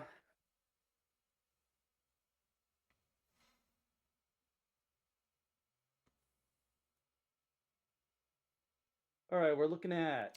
Yeah, 3 years in by the looks. 3 years in a system that had a 10-year life cycle. So that was 10 year, yeah, roughly true. a third into the. Hmm. So the reason I say that is just because it's very similar in graphic style to Dead or Alive 4. Mm. And I think that was a launch title. That was a launch title, so yeah. This would have been about 3 years later. Mm. Graphics might be just like a titch better. Yeah. To land a hit. And just to necessitate That that is further, about this game the introduces era. a new mechanic called Rage. This is a function where if you reach a low enough health, you'll become stronger. Your hits will deal more damage and your body will glow red. This serves to make the game feel even more hectic and powerful. The footage I have here does not do it justice. It feels incredible to play. On top of that, destructible environments. Sorry, since I didn't quite get it, was that basically a normal modern day comeback mechanic? that Yeah. Higher rate, you have just basically you do more damage. Or Yeah, something like that? yeah. Okay. To back. And this time, they impact the layout of the stage. Yep, you can break through the floor with your attacks and continue the fight at the level below. In my opinion, it's still not quite at the level of Tekken 4's environments, but it's pretty great. Now, the arcade mode doesn't end with a cutscene for each character anymore, which I miss sorely, but the immense number of Tekken mode cutscenes more than make up for it. Plus, check out this cute reference to Tekken 2's arcade mode. Like father, like son. You'll be looking at it for quite a while though, because the loading times in this game are abysmal. Welcome Let me to show you the early raw 360 footage Yeah. of me waiting for a game to start. It's so bad. It was pretty bad.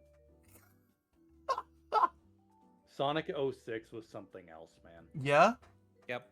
Yeah, no, Yeah. the PS3, I mean, I was the PS3 guy, 360 was Yeah. not really my thing, Right, but right, right. PS3, I was just used to waiting 40 seconds between screens, between whatever.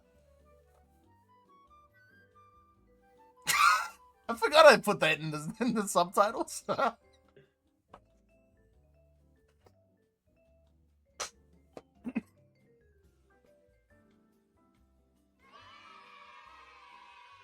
Really speaks for itself, doesn't it? In terms of where to rank this one, I don't know. See, I really like this game, and it's a fantastic addition to the lineup. It has really high highs and also really low lows. I think the safest option for me is to put this game in combatant. I really want to put it higher, but that story mode. I'd say that out of all of them, it feels the best and it looks the best, but it just falls short on practically every other category. That's a shame. I really wanted this one to be S tier. I love this game. That's a bowl full of nostalgia is what that is. Goodness, that one took a while. Let's blast through the next few, shall we? Alright, next up is one that I've been anticipating for a while now. A follow-up to a very, very fun title for the PlayStation 2. Tournamental. No, I'm not talking about Death by Degrees 2. This is... You got it! When it comes to opinions on this game, I've heard nothing but... No, that's it. Nothing. It seems like this title didn't make a huge impact. No, that's it. Nothing. It seems like this title didn't make a huge My impact. on the audio got gaming messed scene, up here for which some makes reason. I don't sense. know why. It was released for the PlayStation 3 on the 13th of January Thanks, Deb. 2013. The PlayStation 4 was scheduled to come out later that year. Did I mess something up? Sorry, one sec. Did I only own the first one? Did you only... what? My bad. For some reason, I thought I owned the second one, but I only owned the first tag tournament. Oh. This game sold around 1.5 million copies, which isn't bad at all. But compared to the other games in the Tekken library, it pales in comparison. Which is a shame, because the critical reviews of this game are actually very positive. Those who played it really loved it. And hey, I bloody loved Tag Tournament 1. That was a fantastic game, so I have high hopes for this one. Immediately upon reaching the menu screen, we're hit with an assault of personality. Check it out, there's a dynamic menu screen. When you hover over the different options in the menu, the background will match it. Want to get straight to fighting? There's the arena. Want to customize your characters? Boom. Clothes shop. Even the PlayStation Store option is creative. Billboards. Because they're trying to sell you stuff. Go on then, take all my money. When we actually begin the game, we get, whoa! Was this game developed by Masahiro Sakurai? Why is everyone here? Looking over this roster, I can name only 2 characters from the Tekken franchise who I noticed were absent. The first being Gunjack, but he was sort of replaced in the Tekken games by Prototype anyway. The second being Gon, the secret cameo character from Tekken 3. They probably didn't have the rights to have him in this game, so that's understandable. But literally everyone else is here. Even final boss characters. I like how I noticed like that Oda, Gon wasn't there. Unknown, and this seriously feels like a Marvel movie or something. The gameplay is very similar to Tekken 6, but it obviously shares the main It's okay, gimmick of the that Gon first isn't tag there. He tournament looks game. stupid. You He can does. swap characters mid-fight and strategically use this He to also your farts on advantage. people, It too. adds He does. tremendously to the combat and does nothing still but got- I feel like I improve the always game in would my have gone eyes. more When it comes to towards the game modes and tag options for tournaments play, myself. there isn't a whole lot that's new here. The only real new game mode here is one called Fight Lab. Now this is quite an interesting game mode where you must train a combot to fight through various different challenges and do different combos. Sounds fun. Let's give it a go.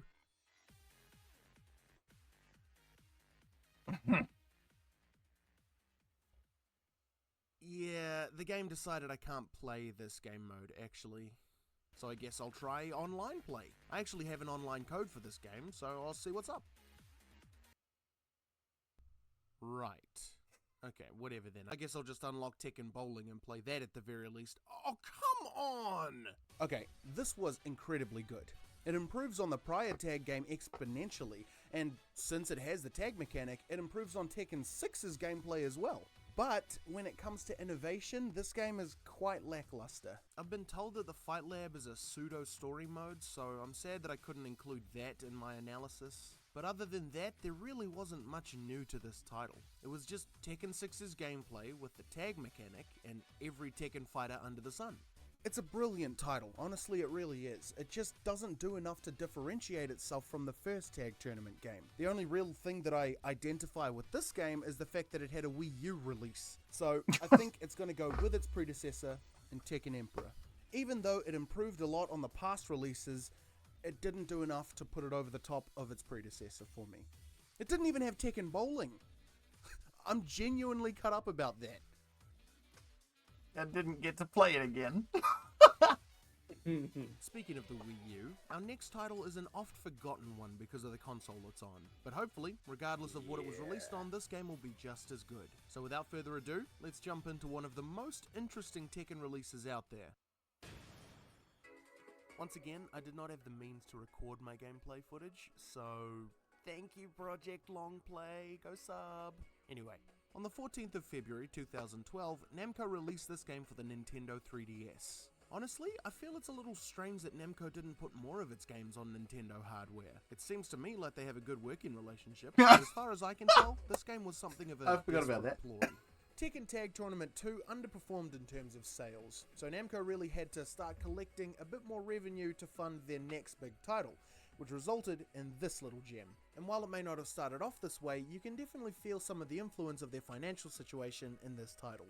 It looks pretty great for a 3DS title in my opinion, but the rest of the product is kinda slapped together. The menu is generic, the character models are just imports from Tekken 6 and Tag 2, and there is no story. There are some new features, however, like Tekken Cards, a form of reward for completing other game modes which depict artwork from prior Tekken games. They also innovated a little on the survival formula. In past Tekken games, the survival mode was one where you simply played as the same character and played against as many opponents as you can with one health bar that depletes between the separate fights. This game, however, has you defeat a set number of enemies with one health bar rather than going for as long as you can.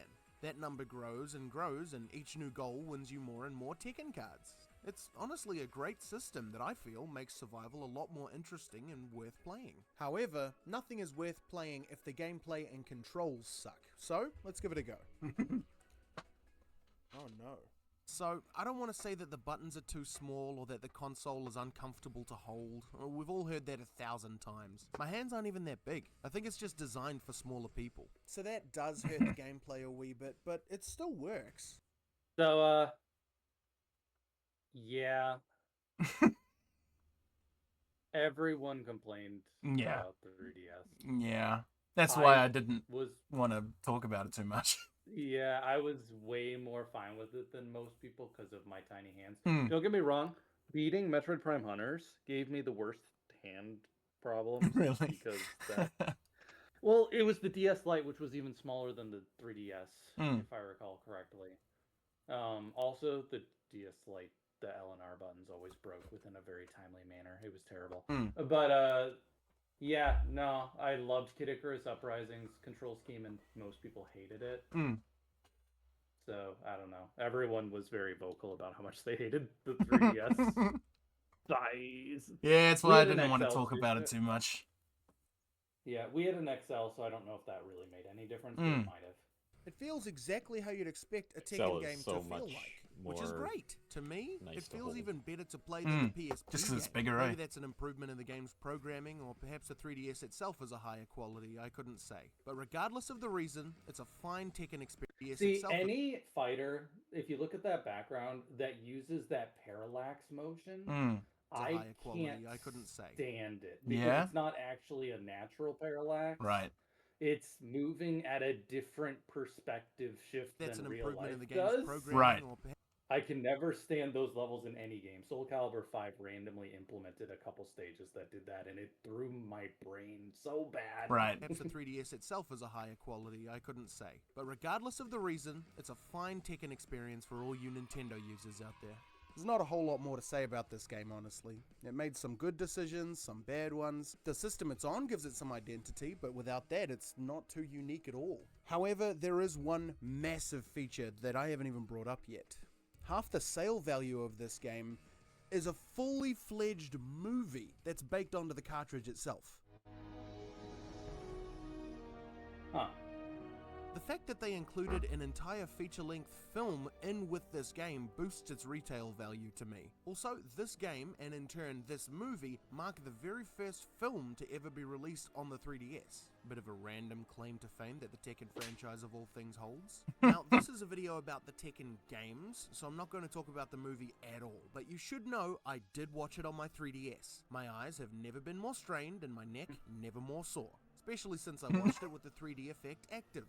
Though I won't really I must be the only human being on this earth that loves 3D Dagnabbit. No, I like the effect, but like when I'm watching an entire hour 40-minute movie and I'm like watching it real close to my face and straight onto my eyes, it's I don't know, it was quite straining, especially since I was watching it in bed. That was I played a lot of Kid Icarus, so I just kind of, I don't know. I'm different. Yeah, no, I Looks like really this do game's like that 50 effect. bucks. I think it's cool. Looks like this game's 50 Freedom Eagles in the States, so it's definitely up there with like other expensive Oh, games, yeah? like Kid Icarus and stuff. Oh, Yeah. no, it's only 35 over here is what I got it for. Which is Dang. which is what? It would be about Not very much. 25 Freedom Eagles, I'd say. Wow. talk about it, this does still impact the overall score of this game for me. It does have an identity by proxy of the system it's on, and the insane inclusion of an entire movie on the cartridge. But That had to be overall, we've so had better compressed. portable games, and That was actually kind of okay. It was, it was bad quality, but it was okay. this one's just kind of boring. I'm gonna give it Combatant. It would receive second Dan, but that movie really did bump it up.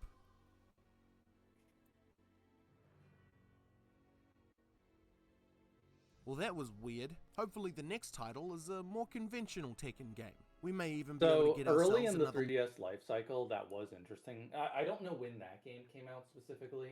I want to say it was early, but I could be wrong. I know Street Fighter had a really early, like maybe even day one edition. On And 3DS? Yeah. Interesting. And yeah, Street Fighter definitely did, and Dead or Alive had a really early game. That's actually the one I played a lot. Wow. And I thought it was really actually dang decent for the console itself. The problem was, well, it was so weird because Dead or Alive randomly had a Metroid level. That was so different. What the heck? Yeah, no, actually, it was, and Ridley's like floating in the background. If he kicks someone off the stage, He'll eat them. he grabs them and hurts them. On the wall, That's funny. like, in Brawl. It's interesting. And if you blew into the 3DS mic, Samus would pop up and do a power bomb. It had nothing, didn't do anything with the combat, but it was just such a random thing. That's really weird. Very, very Yeah, interesting. and that game was fine, you know. It's just that compared to other Tekken games, it was definitely much lower, Right. much lower. And even Well, considering especially the with other a portable movie in it. games, yeah. Like, these cartridges weren't big. I'm thinking they might have been around, like, maybe 4 gigs? Maybe? With a whole movie in it, A yeah. movie, when compressed to that size, you're gonna be looking. I don't care about the compression method. You're looking at least like a gig. So that's a third of the entire cartridge space. Just That's a little game. the movie. Yeah, you gotta really compress the game stuff. So that's interesting.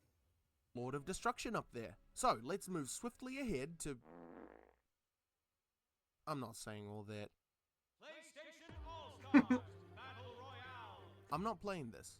This isn't a Tekken game. You can't make me. There's nothing here that even remotely relates to Tekken. Come on! Right, fine, but I'm only playing it once. Weird. This game is nothing like Tekken.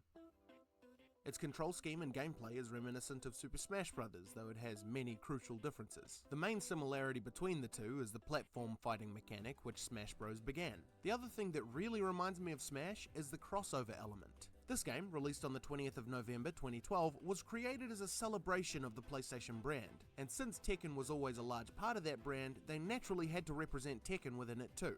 But today, I really don't care about this game's style or feeling or intent. What I care about is its Tekken-ness. And what makes a Tekken game? Well, we've covered this topic already, and based on the criteria I said earlier, this game fills none of the boxes. Now you may be saying, oh, but Neeks, Heihachi's in this game, so that's 1 point at least. Wrong!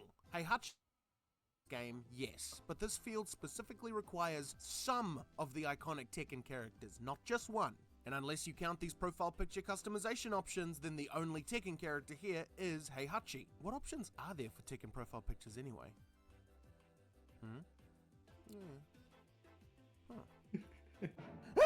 And given that he's the only Tekken rep in this game, I feel it's appropriate that we talk about how well represented he actually is. So, looking at his moves, I can actually recognize a good chunk of them. As a novice, of course, I don't know how to input every command in this game, but the ones that I do are very cool, very clever little references. I mean, you can use a Tekken ball in his moveset for goodness sake, I love it! You can also call upon Kuma, Heihachi's pet bear, to come and help you fight.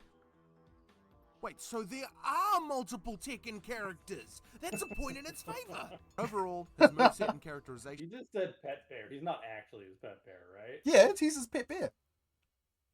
Never knew that. During the arcade mode cutscenes are very true to form and respectful to the source material. But let's be honest, it's not like this game was ever going to score better than bottom Look tier at my anyway. hair.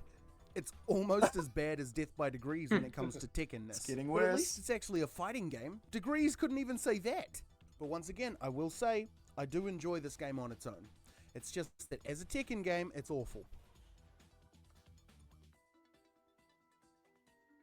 Right, okay. Now that I know that games like that are on the list of Tekken games, I'm suddenly very afraid. I hope that the next one is at least somewhat Tekken-y. I suppose we'll just have to see. But before we get to that, I'd like to give an honorable mention to Pokken Tournament and its remake on the Switch. I really wanted to put them on this list, I really did, but I didn't feel I should. They don't have any Tekken characters, they don't have the same control moveset. It's completely different. The only similarities that Pokken has with Tekken is that they're both developed by Bandai Namco and they're fighting games.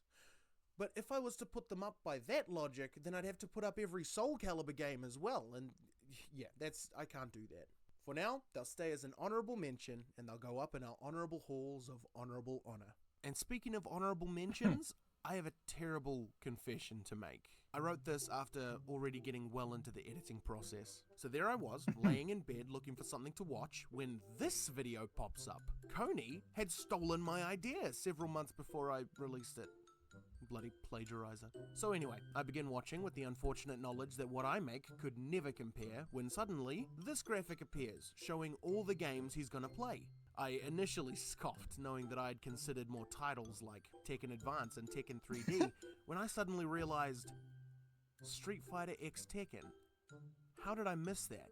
I owned this game. It was in my list for this video. I meant to cover it, but somehow I skipped it. I wrote my entire script, recorded all of my footage, and just never even thought of it. I have no idea how it happened, but it did.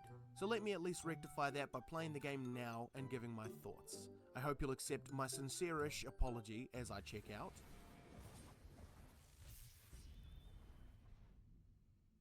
Sincere-ish. So, right off the bat, I hate to upset all you SFXTT fans, but I really don't like the art style in this game. I'm sorry, I just can't get over the fact that my Tekken characters look like this. It's heavily stylized. Is that a Street and Fighter that's great. style? I love to see that they. Oh yeah, Street Fighter 4. My goodness, it looked like this. Oh, I didn't know that. Oh. I already hated like the control scheme of Street Fighter. The art style I also really hated. So when Street Fighter 4 was my first Street Fighter game, I played 5 minutes and never really wanted to play another Street Fighter for the rest of my life. That's true and not true, but it's also kind of true. I'm just glad that Soul Calibur captured you, cuz, in the way that Tekken and Street Fighter shooed you away when you first played them. Soul Calibur said, "Come here, my child." Well, Soul Calibur I got to play in the arcade with my bro, which was amazing. And then 2 had freaking Link, which was the weirdest.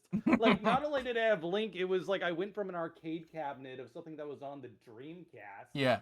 And then I get moved up to the GameCube game that looks like the difference between Tekken 1 and Tekken, 4? Yeah. Like, the graphics difference was huge. Yeah. So. It was so neat. Didn't really adhere to either franchise's art style, but I personally just couldn't get behind it at all. The cast of characters is very solid. I'd say they've included just about every character that they needed to for this point in the Tekken series. And I assume that the Street Fighter side of things is equally as good at representing the series as a whole. I'm not really a Street Fighter fan, so I wouldn't know. When it comes to gameplay, this game is... well, let's just say that the title of this game is a clue for how the dev team prioritized fighting mechanics. This is a Street Fighter game first and foremost. Tekken is definitely the secondary element here. This game operates off of the Street Fighter gameplay. As a Tekken elitist myself, I was struggling with this pauper's control scheme. It's played on a typical fighting game 2D plane, unmoving, Yeah, this no looks a strafing. lot like Tekken 4. So uncivilized. I admit that this game was good. It just wasn't for me. There was a lot of love put into it and a lot of... Wait, isn't that like a dude from a different PS3 game or something? Yeah, random crossover. There's also the little cats up the top there. He's the tag-in character. Oh, yeah.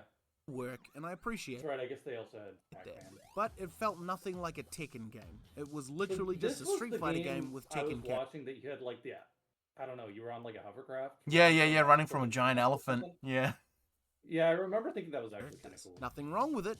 It's just not my cup of tea. I'll put it in combatant. It's obviously well made and had a lot of effort put into it. I also love the idea and would so love to see a sequel done in the Tekken gameplay style, but for now, this is where the game belongs. I feel kind of bad about not liking that game. However, I can really promise didn't like that the that game. next one is going to be a bit more Tekken. This is...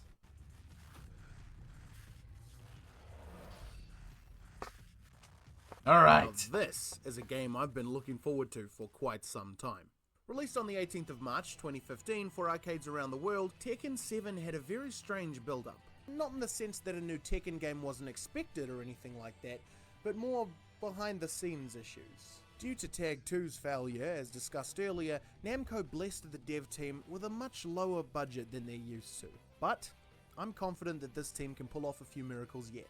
Once released for home consoles in June of 2017, this game proved that it wasn't afraid to make changes. For starters, this is the first Tekken ever to be released for PC. Wow, that's great! There's no crossplay though. Oh, it's still pretty... Oh no! Oh no! Your characters are always good, even if you have to pay for them separately. I'm actually surprised you mentioned the DLC thing, because yeah, that would have been the first one with DLC. Yeah. 3 of the best characters in the game are DLC, making the ability to play as or practice against them a pay-to-play scenario.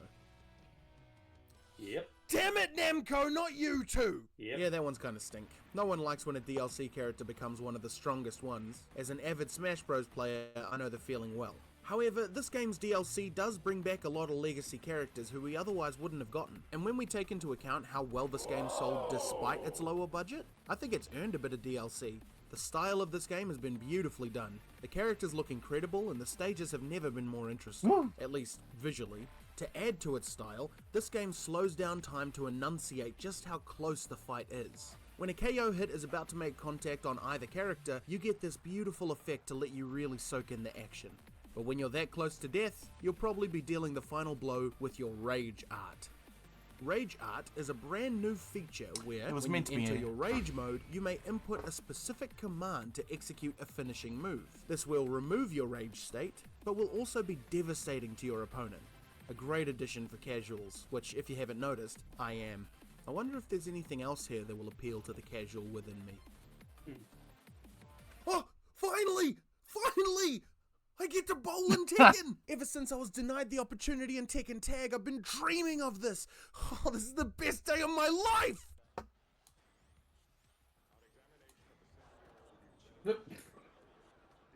That was fun, but now on to more important matters, the story mode.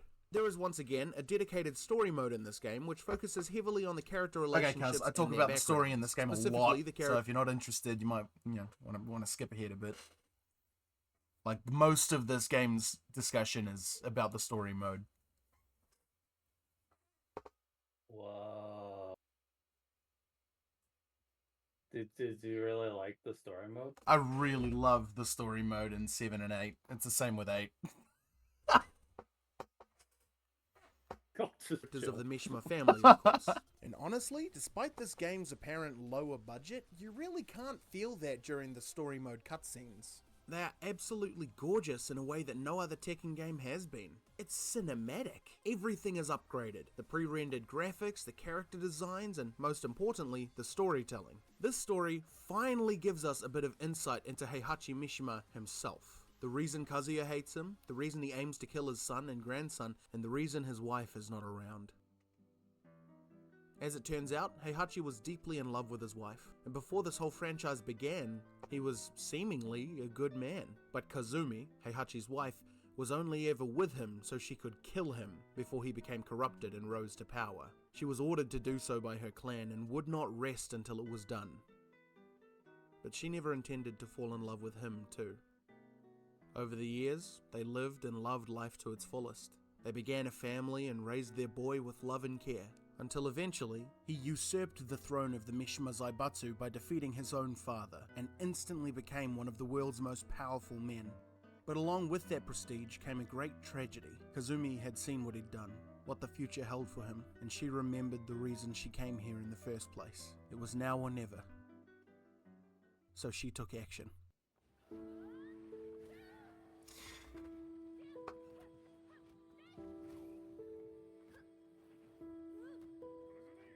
If you're trying to kill someone, shouldn't you use like a sword or something? And do it while he's asleep instead of, after he's warmed up with some training. Right.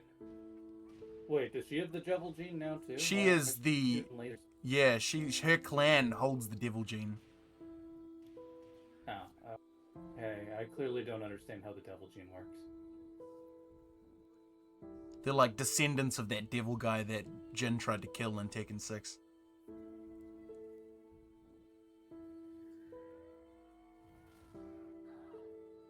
Descendants of Azazel? Yeah.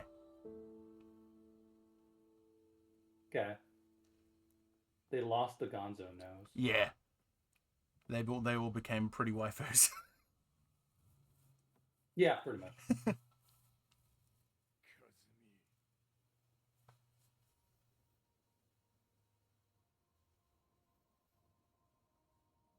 Even with her demonic power inherited by her clan's blood, she was simply no match.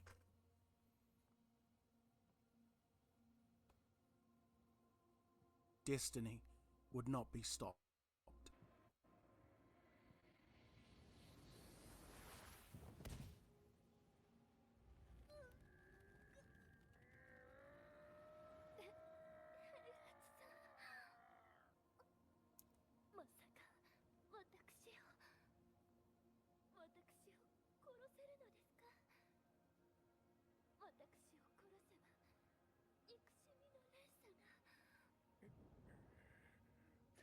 So why is she trying to kill him when she has the devil gene herself? Her clan sent her to kill him originally, gain his trust, and then kill him so that he Yeah, wouldn't but why become a do they need tyrant. him? Is he only going to become a tyrant because of the devil gene? No, he becomes a tyrant because he would inherit his father's company and become one of the most powerful men in the world, and they foresaw him becoming a terrible guy. So she did this to stop it, and it didn't stop it. Yeah. He was heartbroken, but he knew that this power which she possessed did not belong in this world, so he made sure to snuff it out. He kept it for Even if himself, it meant though. losing the final remnant of his peaceful life of love and trust. No, he doesn't got the devil gene. And the Why rest is do history. you mean he doesn't have the devil gene? Heihachi It's doesn't hard have for it. me as a His Tekken wife fan had it. to She passed it on to Kazuya, who passed it on to Jin. Okay, I guess I thought all this time that Heihachi had the devil gene. but No, apparently he's not. super huge. He's just a real strong guy. It makes zero sense why he can fight them, but he doesn't have it. He's just a guy. Yeah, okay.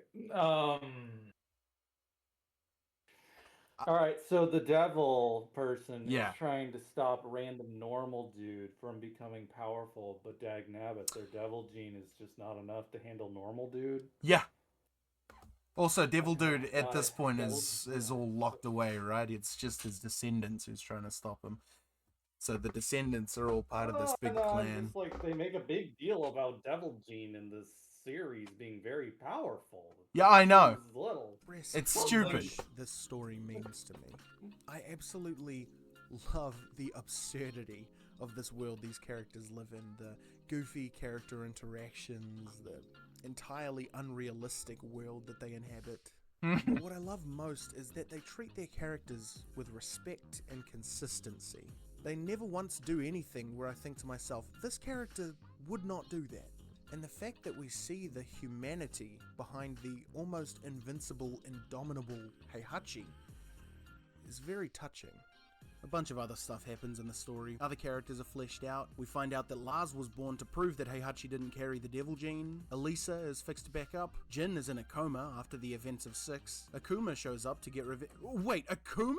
Like Street Fighter Akuma. What the hell is he doing here? He's just straight up canon to the Tekken story now? What? But in the end, we conclude where we began. Heihachi versus Kazuya. Father versus son. Man versus demon. This whole sequence is incredibly climactic. It's all going to end here, one way or another. So they do the only thing they know. They fight.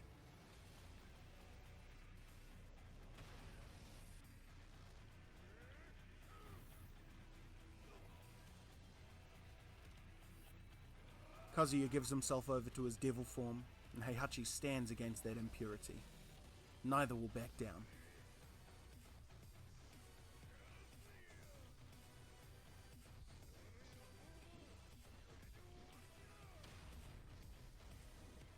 Probably could have turned up the gameplay audio a little bit.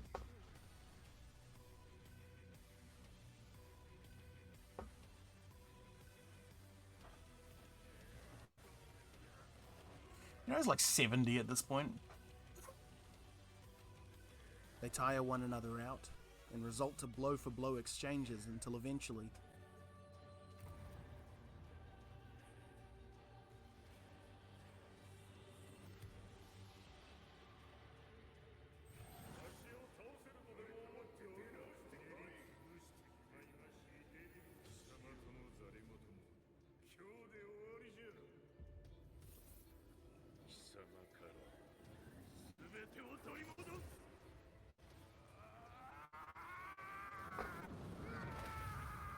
Oopsies.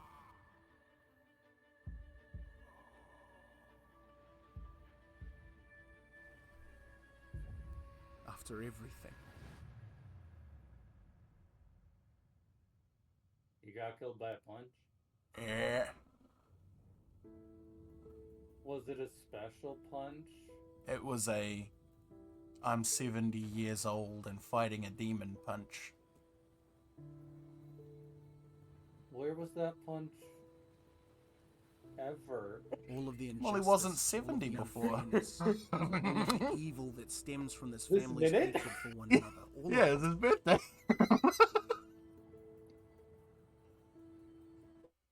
I'm 70 Ooh, years bird. old this minute. I am now vulnerable. Yeah, good timing on Kazuya's half. Yeah. 戦いとは最後にどちらが立っているかそれだけだ Hey, look! Until he comes back in the next Yeah. one. Yay! I won't lie to you. My perception of death at this point in the franchise is practically meaningless. I mean, every single member of the Mishima family has died at some point in the series, only to return later. But something about this just feels different. And I hope that it is. It's not, but I Don't hope. get me wrong. I love Heihachi. He's one of the coolest, scariest, most iconic video game villains that I can think of. Thinking that this may be the last time I see him hurts. But it's beautiful. We've seen all we can out of this character. He did his job, and now that we've seen his motivations properly, and a fitting conclusion for a man like him, we just gotta let him pass on. And I think I might know why they made that decision. The Tekken team received less money for this game, meaning it probably wouldn't be as good, meaning it probably wouldn't perform well, meaning they probably wouldn't have another chance to make a Tekken game, meaning this could be the final installment of the Tekken story.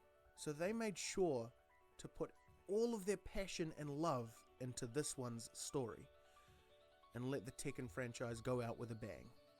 With its overall improvements, grade A story, and a style that's unique and eye-catching, it's not a question where this game belongs. You know, I genuinely didn't think anything was going to top Tekken 4 for a while there, but no. Tekken 7 deserves it. Yeah. I'm afraid to say anything else in case I sully what I already have said, so I'll just move right along. Yep, knew this was coming, especially after seeing on the list.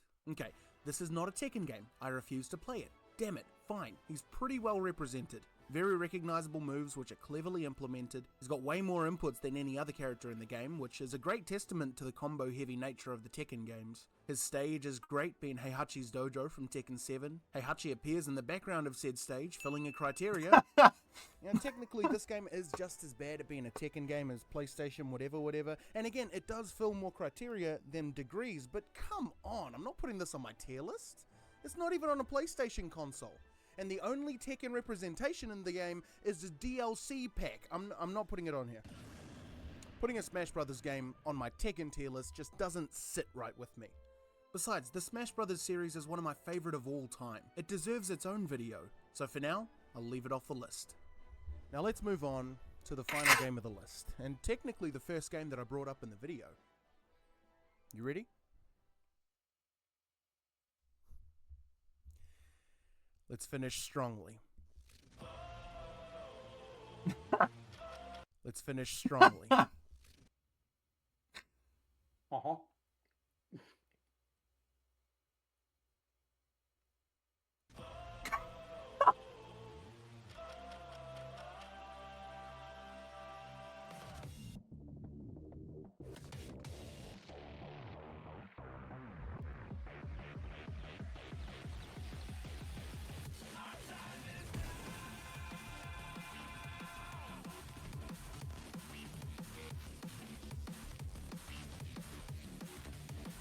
Money's driven you mad.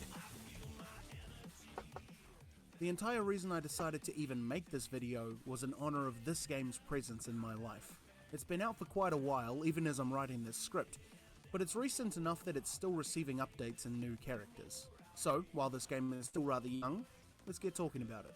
Now, something special about this game that sets it apart in my own personal experience is that I have no idea what the story mode contains. When I bought it, relatively close to day one, I went straight to playing online. I never even bothered with the story mode. So this is going to be interesting. Maybe it's because Tekken 7's story was so climactic and it almost felt like nothing after it could be justified, but let's hope that feeling is wrong. After the huge success of Tekken 7, the boys at Namco realized their golden goose had started laying again. Time to make a new Tekken game! On the 26th of January 2024, Tekken 8 was released for home consoles? Wait, every single Tekken game in history was made as an arcade release and later ported to consoles and PC. And you're telling me that finally now, 29 years after this tradition was started, they finally decide to deviate? Look, I get it, right? Back then, arcades were a sure bet. People wanted to go there and socialize and spend their money on video games, so it makes sense to release your games there. But nowadays, this is gaming. This is the most lucrative platform to release your games for, well, second most. So I totally understand and agree with the decision.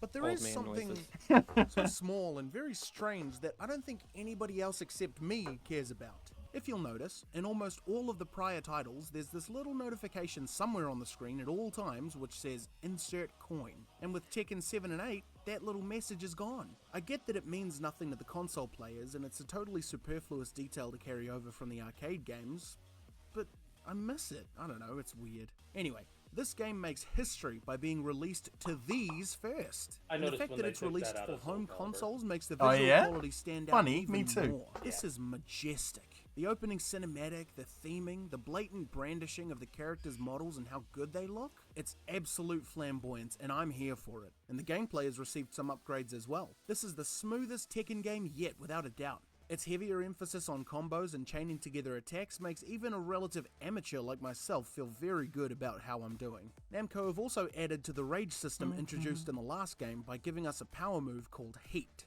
When in this state, you can chip away at blocking opponents' health with regular attacks and also unleash a heavy-hitting special move with the tap of a button. It feels very rewarding and easy to use. Uh-oh, my casual side is enjoying this, which means competitive players must hate this game. Not a whole lot of innovations other For than the record, that, they but it's do. worth noting that the load times are actually bearable now. The online service is also pretty great in this game. I like how you threw out it needed to stand out right there. When going online, your avatar, which you create, is dropped into this massive arcade where you can roam around and play with others who are also in that arcade. It's very cool, I like it a lot. The different sections of the arcade denote the different modes you can play. There's even a separate little area themed around a beach, which is dedicated to Tekken Ball. Wait, Tekken Ball? Tekken Ball is back? I haven't seen you since Tekken 3, you old pirate! Oh man, PlayStation All-Stars prophesied your return, but I didn't believe them. What a legend! You've earned that top placement. All jokes aside, this game has had plenty of love poured into it. It seems to me like the developers are just as big a fan of the games as I am. Which means the story mode is probably in good hands. The story. The aspect of this game which I've been both looking forward to and also dreading. The way Tekken 7 left things was obviously a setup for a sequel, but the narrative poignancy really made things feel conclusive, you know? It was a tragic end for a feud between father and son. No one was in the right here, and the abrupt ending they gave us felt fitting to me. So I'm a little worried to see how they continue it here. But I suppose there's no real way to move past that other than to just start it up. Okay.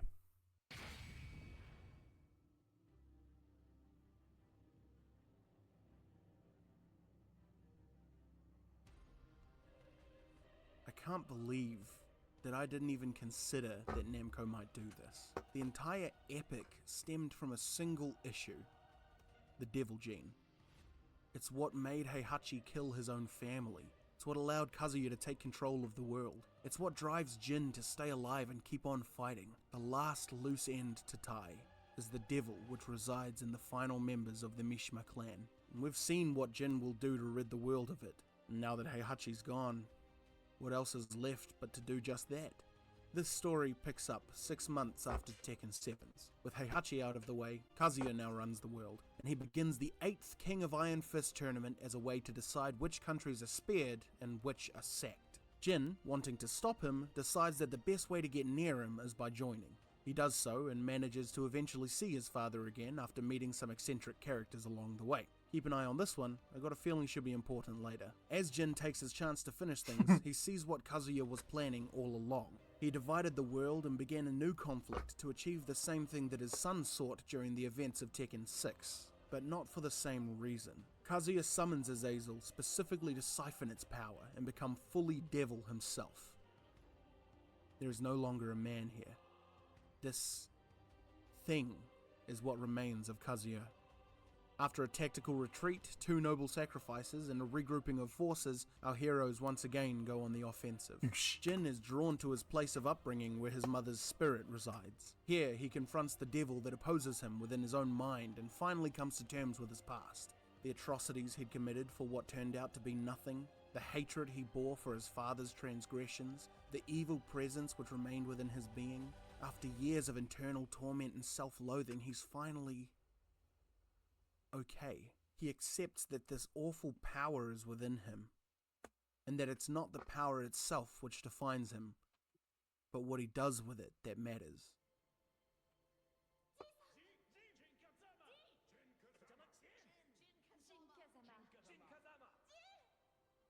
I heard Nina in there. 俺は命に変えても大事な人たちを守りたい。そのためにはお前の力が必要だ。デビルよ、もう一度共に戦ってくれ。ああ、もちろんだ。俺は決してお前を否定しない。それがお前の望みなら。 I totally understand the And with point. that, I'm just also the like true power he devil. always had, but making a never deal with the understood devil Yeah. doesn't always end well. Yeah. Yeah. I think the issue is, I think the difference is though that it's not really the devil, it's just called the devil gene. But Right. it's, yeah, I totally get it, I agree.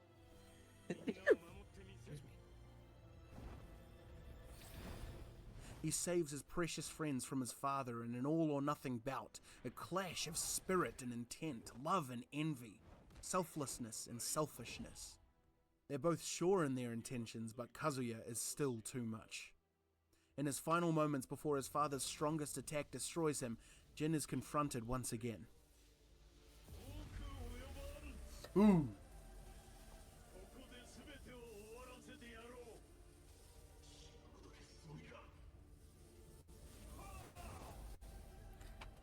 It reminds me of Frieza in Dragon Ball Z. Ah.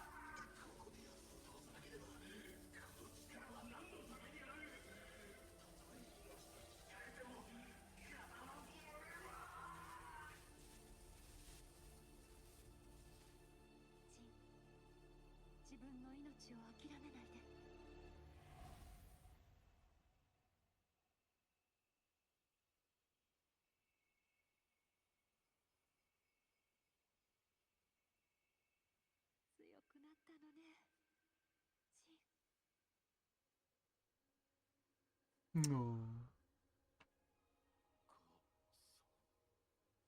That's her, guys. まだ足りないんだ。もっと強くならないと。俺は存在している意味がない。あなたは優しいから、きっと自分のことは後回しにしてきたのね。でも、それが誰かを悲しませることもあると、あなたは知っているはず。風間の拳は大事な人の思いを守るためのもの。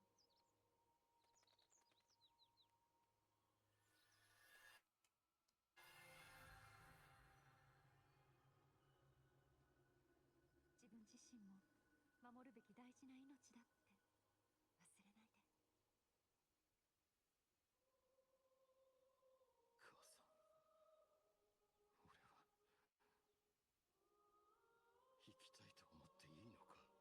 After everything he's done, how could he forgive himself? How could he allow himself to want to live? Sometimes you just need a loving but firm hand to remind you of something that you've lost sight of. You are loved, and you deserve a second chance.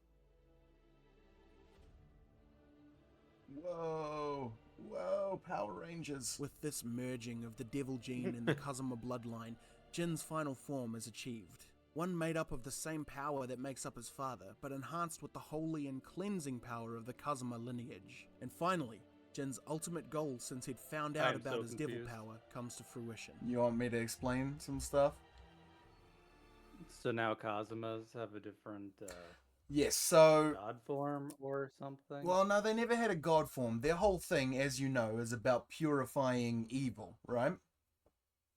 I know that was June's shtick. It's Jun's shtick because that's her family's shtick. Her thought clan that does the that. Other Kazumas literally blow up the earth half the time they're around. Oh no, cause Kazuya isn't a Kazuma. He's a Mishima. All right, he's a Mishima. Yeah. Jin is a Kazuma, but yeah, but he was his mum died, and then he was kind of indoctrinated by Who Heihachi. else is part of the Kazuma bloodline in this series? Only Asuka, but she was never really part of the clan. She kind of grew up separately from them. Okay, so this is kind of just a June and Jin type deal. Yeah. So and even then, Jin was only taught the fighting style of the Kazumas, not the purifying or anything like that. But it's still in his genes, you know. So I thought he was more trained in the Mishima fighting style. yeah, when he went to Heihachi, he learned the Mishima fighting style because it was like, you know, the peak of martial arts or whatever. I don't know. It's like the stronger So fighting he style. learned the Kazuma and the Mishima Uh-huh. style? And then When did he learn the Mishima style? Did Mom kick his butt when he was 5? I'm confused. in the first game that he showed up in, Tekken 3, he went to Heihachi because his mum died and Heihachi taught him. So the first time you see him, he's fighting the Mishima style, which is what Kazuya fights. Sorry, Kazuya. And then in Tekken 4, he like retrains himself to not need that anymore. The Mishima style. Not rely on it. So he teaches himself the Kazuma style? No, he goes to karate after that, which I don't know why. So how did he know the Kazuma style? Yeah, because his mum trained him when he was little. Ah, my goodness. I thought you just said he started out with the Heihachi style. Okay, here's the confusion. His mum taught him how to fight when he was little. His mum died. Uh-huh. He went to Heihachi because she told him he'll help. He taught him the Mishima style. And then in the first game that he appeared in, he was fighting with the Mishima style. That's why I said he started out with that. How young was he? 17, I think. Okay. Yeah. And so the purifying that his mum's family has is in his genes, I guess. And so when he's about to die, his mum's spirit or soul or aura or whatever, I don't know, memory imprintation in his brain, I don't know, she shows up and basically gives him that power. It's quite ex machina, but I'm pretty sure that's what it is. Uh-huh. I'll admit it, I think his new form looks funky as. I agree completely. I hate it. Did he just grab, Yes. fall into ocean, do nothing? Dang. Yep, giant boba ball. Oh, but it can, Dad. I will defeat you with the power of love. Recognize this, Dad? Mum taught me. No way.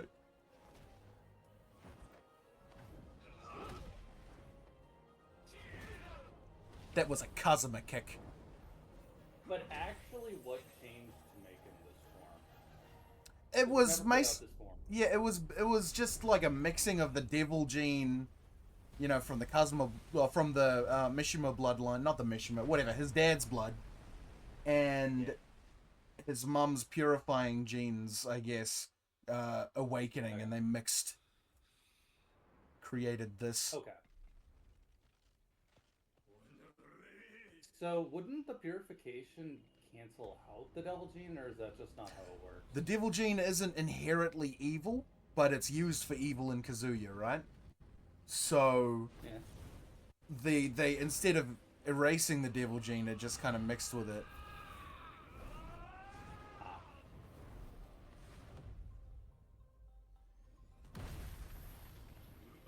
Yeah, you're right. Go Power Ranger. Seriously.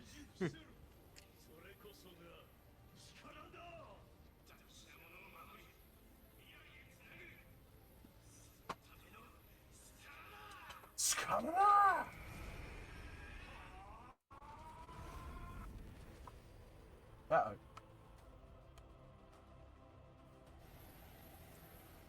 You must have loved this, cuz. I really did. Considering it was the first Tekken story I'd played in probably 10 years, I loved it. Yeah, it's just so extra and has the normal, if you don't care about certain things, it's gonna look cool. Unfortunately, I don't have that, He and his father both wiped clean of this I'm not burden lucky of like power. that. The power which made Kazuya's evil intent so devastating. Okay, The so power that which punch allowed- just randomly erased all the genes? Yep. Is that what I'm hearing? Yep. Katsuhiro Harada, bro.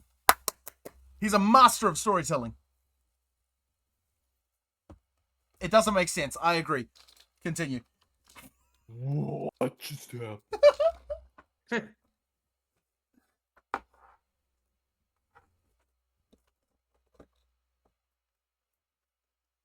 You have questions. I can tell. No, Please, there's no question. please, There's no please question. take solace in the knowledge that I don't know either.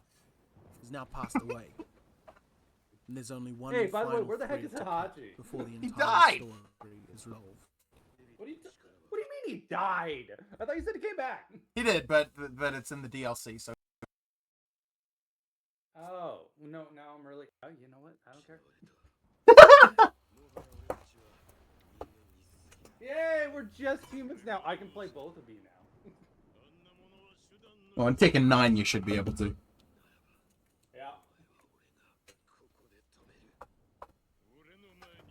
Except when it gets ripped away. Yeah, exactly.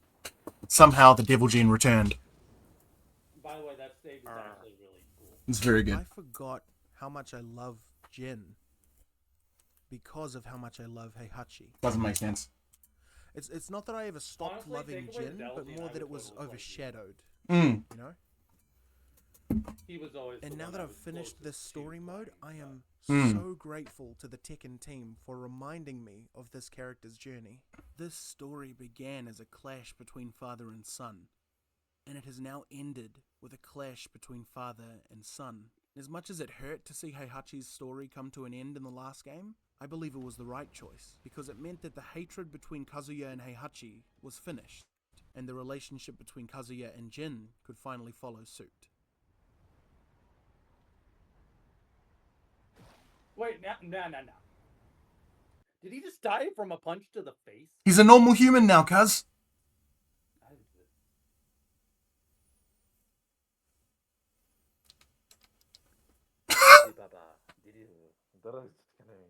The story, man, okay, look, the story goes off the rails in Tekken 7 and 8. I don't care. Alright, it's Tekken. I love it. I know. I just need to heal. I'm sorry. I agree with all of what you're saying, cuz. I agree with all of it. I'm gonna go. No, man, I need to buy a pond and I need to fill it with fish so I can remember what my life means. I'll burn it down.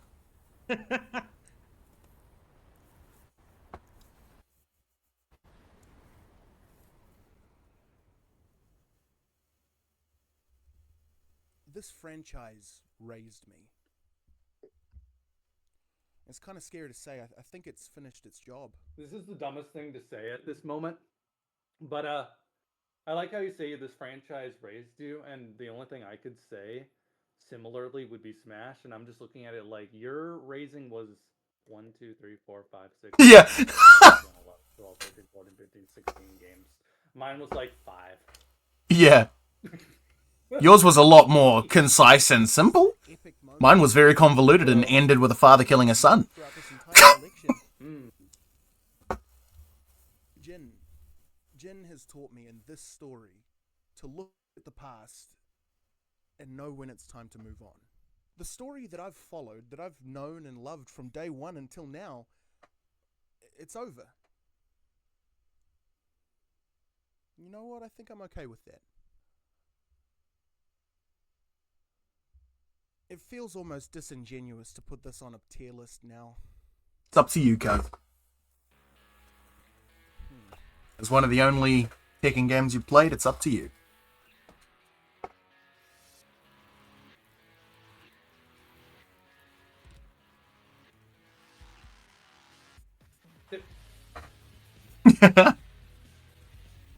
Also, everything else.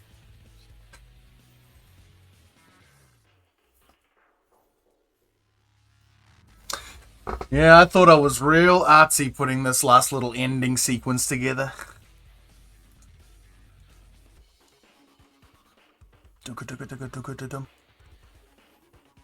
Featuring my nephew.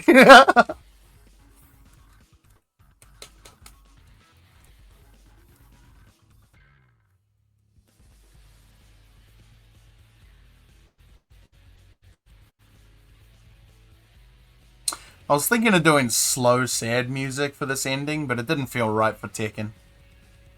Uh-huh.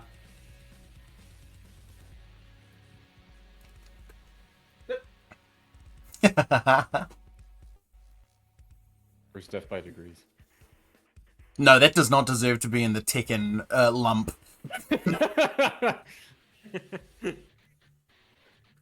PlayStation All-Stars also ain't there.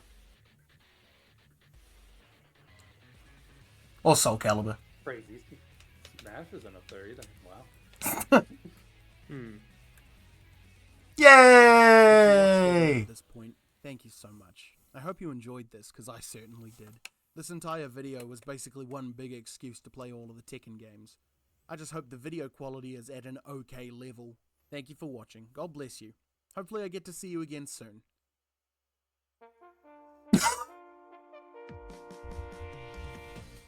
Just realized I wasn't supposed to be wearing my headphones with my bit. The audio design is Oh, come on. I think the safest option for me is to put this in combatant.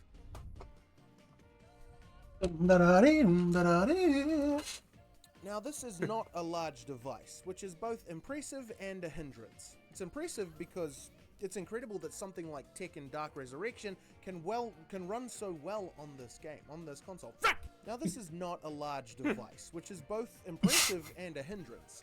Impressive because everything runs so well on it despite its size, but it's a hindrance because, well, it's so small. What are the words? Because it doesn't make for the most comfortable play experience, for goodness sake. But that's to be expected. Every game since Tekken 3 has had improved graphics, so... Oh, wrong side. Jeez, give me a fright kill.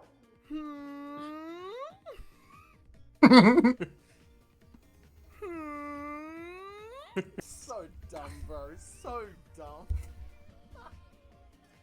If you haven't realized it by now, Death's in... Just bit my tongue. I don't know why. I don't remember what the reason was. So that does hurt the gameplay a wee bit, but it still works. I mean, it feels exactly how you'd expect. There's not a whole lot more to say about this game, honestly.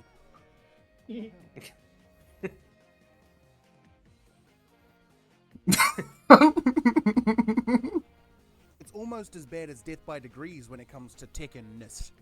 Tekken-ness. Due to Tag 2's failure that we mentioned earlier, Namco blessed the dev team with a much smaller budget, for goodness.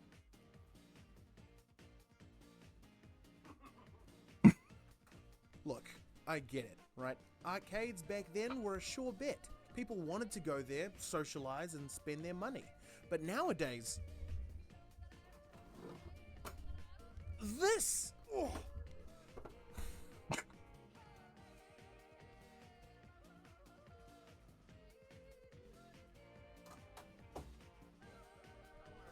Say hello. Cookie. Oh, you didn't like that. It's Nick's view. Nick's view.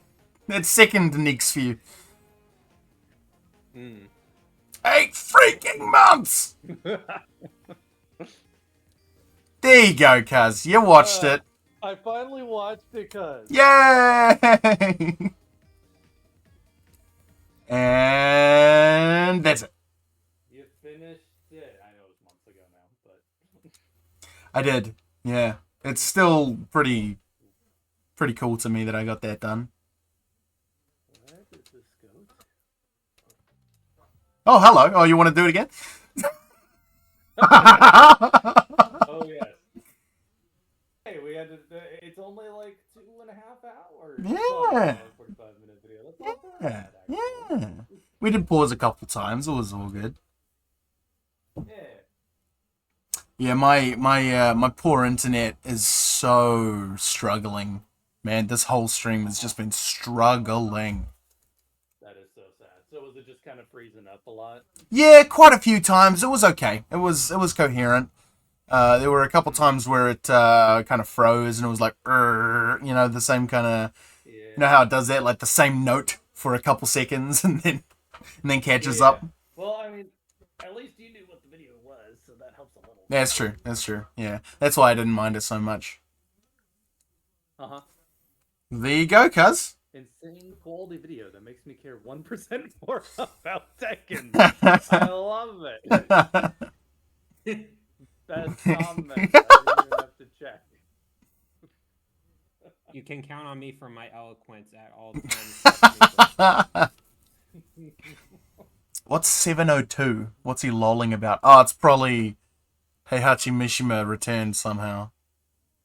Yeah, there we go. Somehow Heihachi Mishima returned. He survived the fall. I do like that at random. There. Just the fact that Kazuya is looking like, what did you say? Urban Rain. Yeah, I looked it up and Law and Paul are just in it. Huh. Sucks. Yeah. yeah, that happens.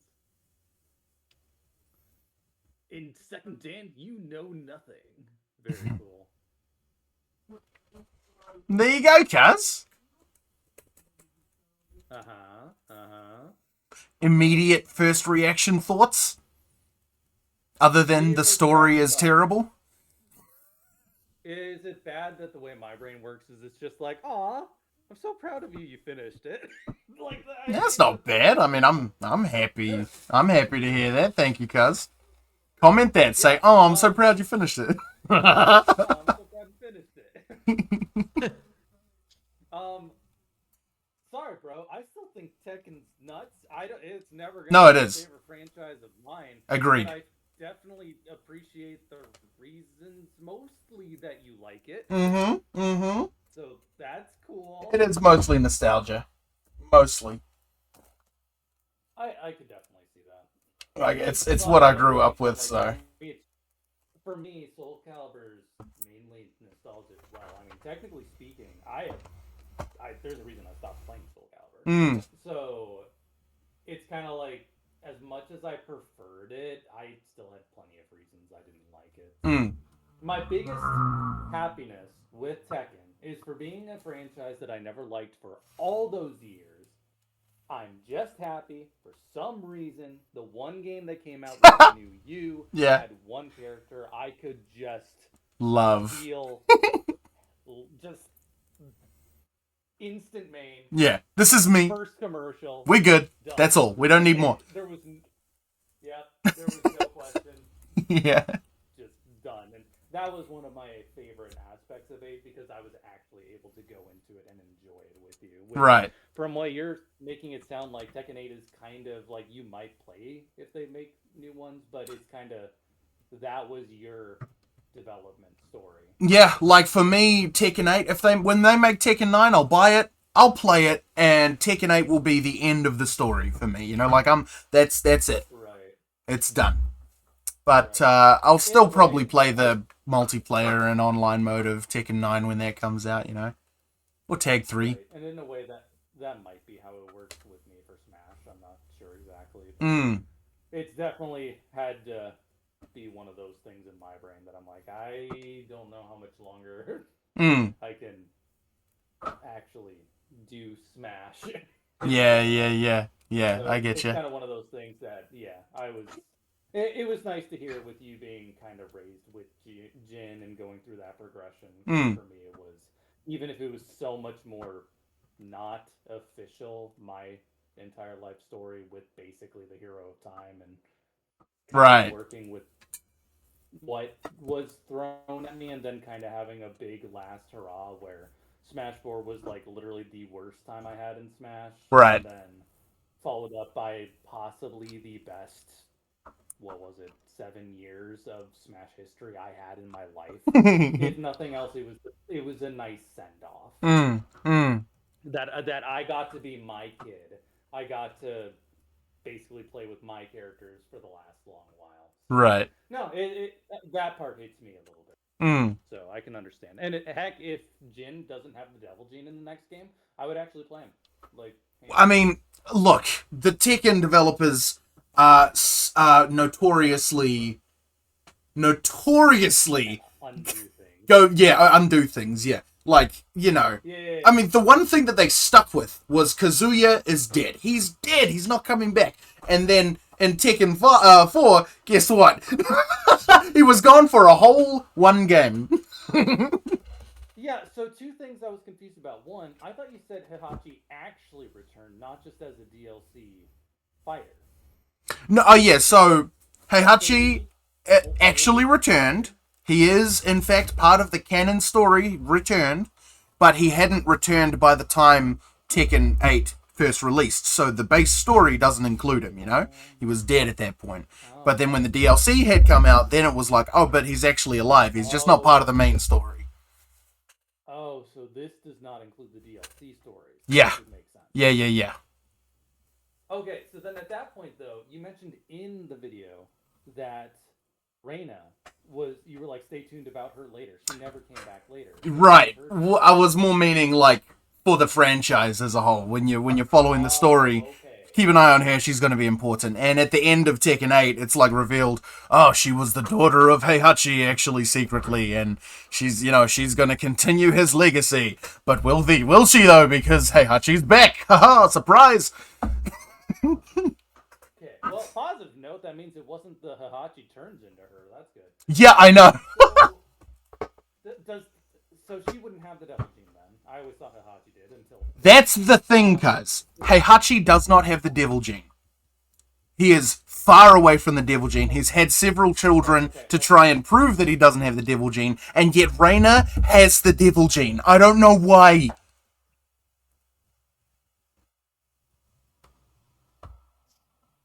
I can't hear you cuz my headphones are gone. Yep, I agree. When I found that out, I was like, what is your problem, Tekken devs? Why did you do this? Why did I do what? No, the Tekken devs. I can't believe, why would it makes zero sense. And what's Reina worse, has the frick Devil Gene? yes, and what's worse is that in Heihachi's story, right? He's trying to nurse the Devil Gene within her. He's not trying to kill her or get rid of it. He's trying to progress it, which is antithesis to what Heihachi does. It's the opposite of Heihachi's story.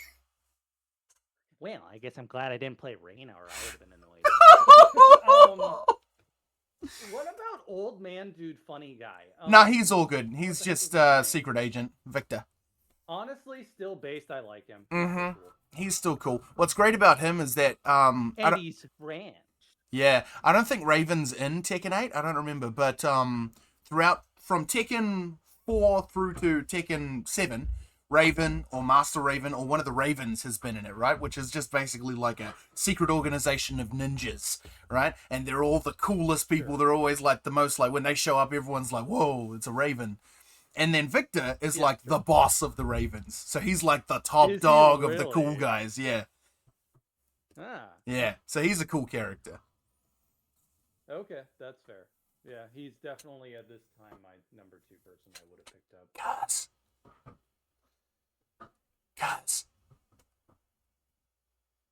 Bruh. Guys, you should subscribe. I should subscribe? Yeah. I am subscribed, boyo. You're just not signed in. I see. I'm not signed in right now. Okay, alright. Okay. You tried, man, but I'm already there. You can't Can't gotta get up earlier in the day to catch me. You're the Nick Soto man. Alright, cool. Can't wait for the sequel, or actually just to play Tekken someday. That'll be nice. Yeah, that would be But fun. I don't remember how to do stuff. It's gonna be so fun.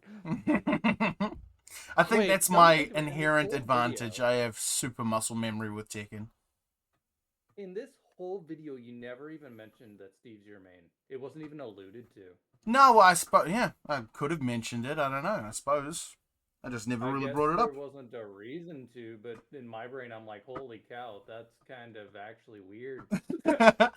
Yeah, he's been my main ever you since were I first so- started. First game I ever played, he was my main. Yeah. Clap, clap. I can't say that because Yoshi was my main when I was 7. Yeah. Highlights, what do you reckon? High points, low points, good things, bad things? High points, low points. Oh boy. For me, low point, Power Ranger. But Yeah. that's a personal thing. Yeah, no, I thought you might not like that.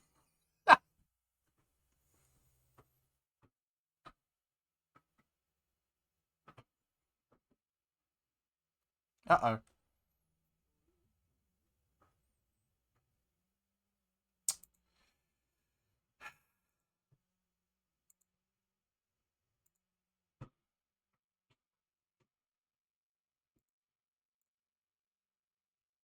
Before I watched this video, since that was your point, you accomplished your point, I would consider that a high point.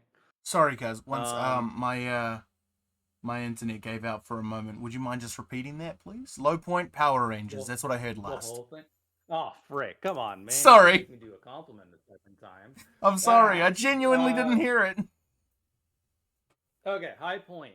Your entire goal of this video was to be able to explain basically your passion collectively. Right. And this essentially did that pretty well. I now know quite a bit more about Tekken than I did beforehand. Obviously, another high point for me just would have been, I know Smash, I know Soul Calibur. It was nice to see those things represented. Right. Makes sense. And I got to see June. Cool. Love True it. that, true that. Being able to see the history of the franchise was nice as well. I do like that aspect of it. I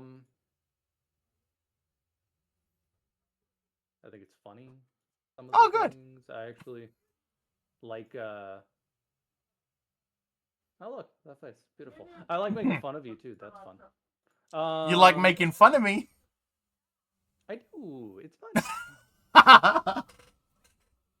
Also, I was able to whine about every single aspect of this game, and you let me, so that was great as well. Well, I agree with most of it. Like, the game, like, it's ridiculous. So, yeah, for me, that's probably the best you're going to get. I was happy enough just to stream it, though, because as I said, I wanted to actually have live reactions to it, so I got my wish. I was very happy, Kaz. Thank you.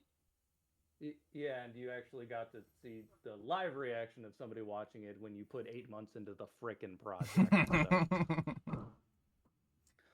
Every Cartoon Network cancellation explained. I know, right? So, do you have like a hour count? I can't imagine you would. An hour count of how long it took me to work on this. A vague idea, hours-wise, because I know you can say 8 months, but it's kind of hard to. Yeah, because there was times in there where I wasn't working on it, and and some days where I was working on it quite a lot. Yeah. So Because for me, I'm like, I always go back to my dumb, like, 2.5-minute montage that was like 200+ hours. Yeah. And I'm just curious, like, since this is more long form, how long something like this would have taken at hour 45 minutes.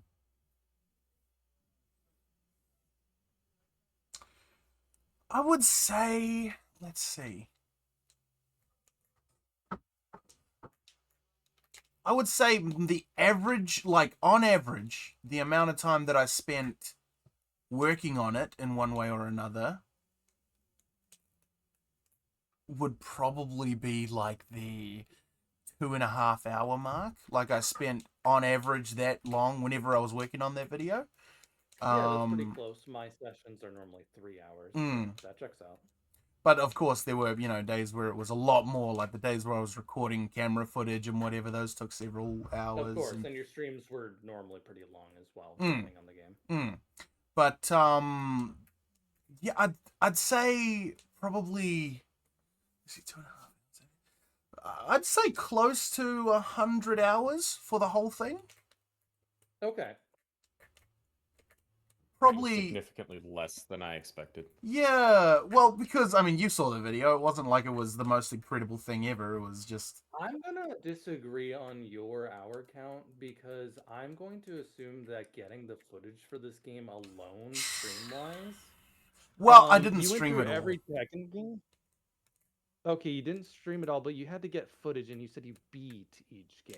Yeah, I So let's beat just be every... conservative here. Yeah, I beat each game in the sense that I completed the story and unlocked every character in every game. Which... Do you think Each game probably do you think took it's no more than 6 reasonable- hours, I'd say. 6 hours? Okay. And the older ones took more time because the newer ones had shorter stories and... Oh, sorry, the new ones only had a story mode because all the characters were unlocked. And and the stories weren't even that hard, So the older ones took longer and there weren't many of them. Right. So looking at even just the, let's assume 6 hours each, which honestly might be on the long end depending on the game. Yeah. That's about 72 hours. Right, yeah. didn't Okay, add well, in this that to- case, 150. Let's say didn't- 150. Sure. Because, again, you didn't play Soul Calibur for 6 hours. No, I didn't even unlock every character. I Not literally at just all. played Heihachi's story mode, and that's all. Or arcade, rather. Right. But, yeah, sure. So I would say 150 would be could be. 150 to 200. I'll say in that range around about. Because there was, Sure. there was quite a bit of editing. There was a lot of editing. A majority of my Yeah. time spent on this game was editing. How'd you end up doing it with the, did you do it all in one single project, or did you chop it off into different projects and then combine? Yeah, that's what I did. Okay. Makes a lot of sense to me. All right. Well, I am probably going to go ahead and go. I was not actually expecting a 3-hour stream. Yeah, good idea, cuz. It was good speaking to you. Thank you for putting aside the time. I appreciate you. Yeah, thanks for actually doing it. Of course, of I'm course. glad we were able to do it not after like many more months, like poor P-Tex has been stringed along for a year for a certain stream, so. And considering today, if you're not feeling it tomorrow, don't worry about it. Sure, still hit me up. Mhm. Frick, I was the one supposed to give you a time. I'll have to text my brother. Mm. Okay, well, sounds good. I'm gonna go ahead and go. You still gonna be streaming after? No, I'm probably going to end off as well. Keen to hang out with peeps if you guys are keen, but I'm probably going to end off. Yeah, sounds good. I'm gonna go do my Bible reading, so I'm gonna jump off. Okay, my bro. God bless you. Yeah, you have an awesome time. Thanks for Me hanging out, too. guys. Thank It was nice you, to be able to watch cuz. the video. God bless you, Yarr. bro. See you soon. Bye-bye. Bye. And there goes my the best friend in the whole wide his house. Indeed. Oh wait, I don't know if Sud was home. I don't know. Yeah, no, that was fun. I'm glad that I got to watch that with Cuz. Crack up that you guys stuck around for the whole thing as well, considering you've already seen it. Well, I came halfway through, so it wasn't True. like a huge deal. But Liam, I'm goodness playing gracious. Factorio, so I'm not actually paying attention. I'm sure. Yeah, no, but I love that video, man. It's funny. It's good. I rewatched it quite a few times just because I was like so happy that it was finished and turned out a certain way, turned out to to a quality that I was happy with. Yeah. And I kept rewatching it for like a week there, but I cooled down. But I still love it though. Still love that video, mostly because it was just so much effort and so long to do.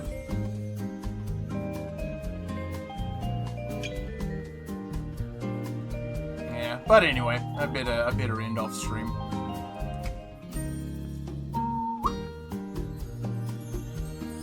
I'm not even gonna bother with the good night screen. I'm just gonna leave. God bless you. Bye bye.